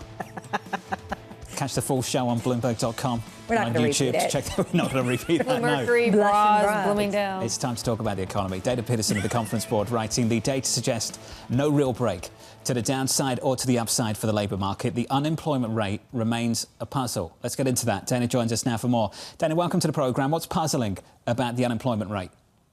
Well, you have all these different dynamics, and the problem with any rate is that there's a numerator and a denominator. We know that in the denominator, the workforce is shrinking. That's due to the fact that many people are retiring, immigration is stricter. Meanwhile, on top, we're not really seeing much movement. There's still this kind of low hire, low fire behavior among companies. And what we are seeing is more people entering the labor market. So that helps the bottom and the top, but they're not really finding employment quickly. So on net, Dana, put it all together, are we getting a tighter labour market or a looser one? I don't think the labor market is necessarily tight or loose. It's really an industry-specific conversation. Of course, you have the companies that are most influenced by technology, such as the tech firms who are driving this whole technological advancement, but also finance, transportation and warehousing, and also retail. Those are the companies, those are the industries that are downsizing in terms of people and ramping up on tech like AI. But many other areas are not really moving. And the main gains we've seen have been in healthcare. And then more recently, we've seen a bit of an improvement in temporary employment. Now, for years, it seemed like that measure was just kind of broken, but now it's improving. But overall, most companies aren't really doing much, and the labor market remains pretty balanced. One of the confusing aspects to answer John's question of is this a labor market that's tight or loose is the wage component. And everybody keeps saying the wage component is going to be the key one in determining how much tightness there actually is. Is that also confusing at this moment based on the changing composition of jobs that are available? Well, I'm not sure if that's the best measure to look at in terms of tightness. Indeed, wage growth has normalized after it spiked post-pandemic. But you need, again, it's an industry story. You have some sectors where wages are just kind of flat. They're not really growing in either direction. But for many others, wages are still growing at a pace that's higher than it was pre-pandemic. But the problem is that it's about inflation. So even though wages are not materially different month over month, inflation is eating away at this. And we're seeing real income growth, real disposable income growth was actually somewhat negative in the most recent reading. And that's really what's going to matter for consumers in terms of spending, and also how much demand destruction there is or isn't. That will determine what businesses do in the future. Well, this is what I'm getting at. And I guess maybe another way to ask this is, are wages a leading indicator or a lagging indicator? Or given the fact that we're seeing headline figures coming out of the different jobs metrics doing pretty well, actually improving, will wage growth follow? Or is that actually giving you a sense that maybe some of the headline figures aren't painting the whole picture? Well, again, you need to smooth out these figures because we had a number of poor readings and now we have a number of better readings. But again, it's highly concentrated. A lot of it is in healthcare. And so I'm not sure if that's like a broad improvement in the labor market. And it's also not a broad weakening either. And wages are a lagging indicator. And certainly you will see wages rise at a faster pace in those industries that are suffering from labor shortages, and also those in-person industries where you can't use AI to work from home to care for a person in the hospital. So you're going to see wage pressures there, but probably not in other places. So it's really going to balance out. Also, what's interesting about JOLTS is the concentration in one industry. It wasn't also just healthcare. There is this business services that we saw an uptick of openings. I thought the whole idea was AI was going to be crowding out these jobs. Now, actually, they do realize they need humans? Well, business services is a really broad category. That includes a lot of things across many, many sectors. I'm not sure why there was a big opening in that, but it could be related to the improvement that we have been seeing in temporary employment. And oftentimes business services companies will source temporary employees. So it's really isolated, and we need to see if that persists. But still in all, I would say that there's really no big movements in the labor market. And the key leading indicator is actually hours worked. Hours worked have also pretty much normalized from the outsized readings post-pandemic when we were trying to refill the labor market. But if you start seeing hours worked across industries falling, that's not a good sign. But so far, when I look at the internals of the data, I'm not really seeing anything shocking in either direction. I think the labor market's still okay, and that the Fed can feel comfortable with that, not really seeing big risks to the labor market at this point. Dana, good to see you. Dana Peterson there at the conference board, heading into payrolls in just a few days' time. Let's get the view on Wall Street this morning. Alicia Levine of BNY Wealth raising her year-end target on the S&P to 8K. She writes the risk is to the upside with plenty of volatility from stubborn inflation and climbing yields. Alicia joins us now for more. Alicia, good morning. Good morning. New title too. Congratulations. Thank you very much. CIO. I have to say, when I saw the promotion, I thought you were already the CIO. So congratulations anyway. Thank you. It's very exciting. We're excited. Well, we're excited to have you with us today. Let's talk about the upside here. Typically, people come on and talk about downside risk. Right. You're talking about upside risk. There's still upside risk here. What kind of reaction are you met with when you put that message to clients? Incredulity. Like, people just are so used to hearing the negative case, and really there have been so many policy shocks since early 2025 that people are used to hearing what all the downside risks are. But I think ultimately, we understand what's happening in the Strait of Hormuz and the inflation expectations and the more hawkish tilt to some of the FOMC members. Like, I think the market is absorbing that and knows that it's not new. Like, we know that. And I think ultimately the market has essentially priced in that whatever happens, whether there's some more hot conflict or what, it's going to be over. Like, it's not going on forever, and it's going to be over. Whether that's right or wrong, that is the pricing right now. And so it's essentially, the market's looking through this. I think the biggest risk here is some of the parabolas that have developed in some of the tech stocks that, you know, if there's a blow off here, then you could take some of the market with it. And I would say, in addition to higher yields, you probably have just market structure risk around that. But I don't think it's fundamental, right? I don't think it's fundamental. I think it is a typical sell-off. Well, let's talk about the fundamentals. We're kind of sick of hearing the same thing repeatedly, which is earnings are great, earnings are great. If you plot earnings on a chart, it looks like we've just come out of recession. Right. The growth is that incredible. Where has this positive earnings shock come from, and how did everybody miss it? Okay, so it's really fascinating. So we looked at earnings. I kept on saying, wow, the hyperscalers are spending $700 billion this year. What did that do to earnings? Like, how do we understand that for the rest of the S&P, right? So we did the study. It turns out 45 AI CapEx beneficiaries are growing their earnings in 2026, an average of 70% this year. Okay, so all that hyperscaler spending raised the earnings of about 10% of the S&P, 45 companies, an average of 70%. Nevertheless, the rest of the market is still growing at 15% this year, which is a spectacular number also.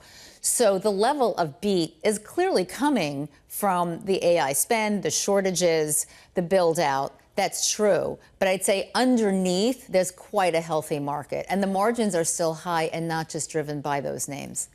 I've tried, and I've tried again, to be skeptical of the earnings, of what we're going to get. It hasn't worked because ultimately they've been beating and then some.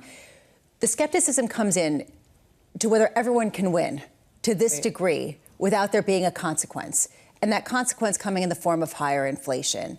How much do you start embedding that into your expectations? So I think ultimately this is part, we've sort of had this presentation that we give to clients and just like not tactical about what the market's doing, but really like how do we think about the world we're in? We're still in that post-COVID world. In the pre-COVID world, no major economy was able to get to even 2% inflation.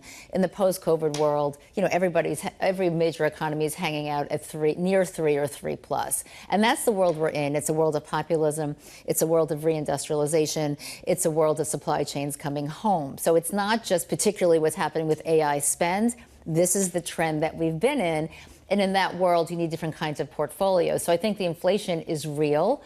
I think central banks are going to struggle with, is this a one-time bump or is this going to be embedded? Is this going to be a second wave? Like we've seen studies of second waves when you've had high inflation 4 or 5 years previously and the Fed starts cutting.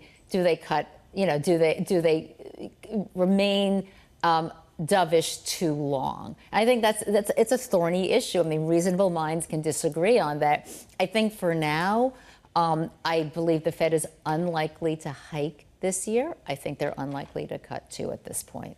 At this point, then, where is the biggest risk in the market? If you're seeing earnings come in strong and you're seeing the potential for a stickier inflation moment. So besides the inflation moment, getting into core services, which would clearly create a problem for the Fed, I think the real issue here is the rate of change of CapEx spend, because that's what's driven the earnings, right? I just said 10% of the S&P is growing at 70% this year, and next year it's about 35%. Those are the expectations. So I think the street has consistently underestimated the CapEx spend. So maybe we have another year of this, but I think we have to look out for the fact that at some point the spend rate is going to flatten, or the rate of change is going to be lower while still positive.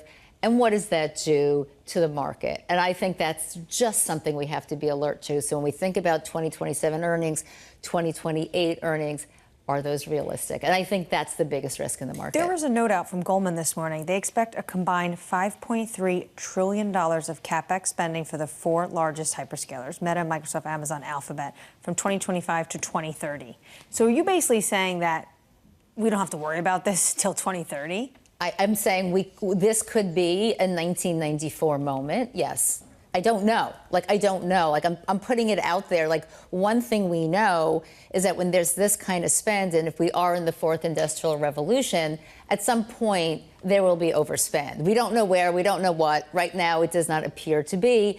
And so as investors, when you look forward 12 to 18 months, where are the risks? And I think that's the risk here. Do you get that spend? And what happens when the rate of change just goes a little negative? Not that the spend goes negative, but maybe, you're flat for a year or you're flat for 2 years. And then your earnings, then you're just going on the rest of the economy to drive the earnings. And is that enough if you're at a 21 multiple? Alicia, it's good to see you. You're going to stick with us. Alicia Levine there of BNY. There has been quite a wealth transfer from the hyperscalers to some of these chip stocks. In fact, a wealth transfer on a historical basis, a monster wealth transfer.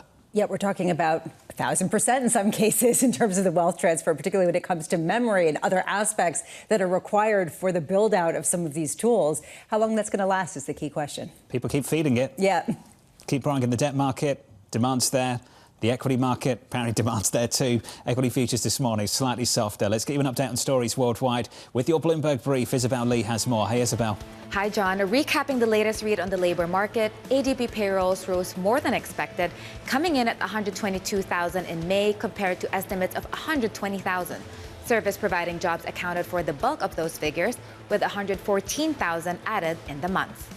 President Donald Trump says he, quote, would like to meet Iran's supreme leader and that he probably will, depending on how it all works out. Trump says Iran has already agreed it will not have a nuclear weapon, but Tehran could change its mind. And USA Rare Earth and the U.S. Commerce Department have finalized agreements for the mining company to receive up to $1.6 billion under the CHIPS program. This brings the total capital committed to supporting USA Rare Earth to around $3.5 billion. That's your Bloomberg brief. John? Isabel, thank you. Thank you for this morning. Up next on the programme, we'll set you up for the day and a week ahead, and you'll have more from Alicia Levine of BNY Wealth from New York City. You're watching Bloomberg TV.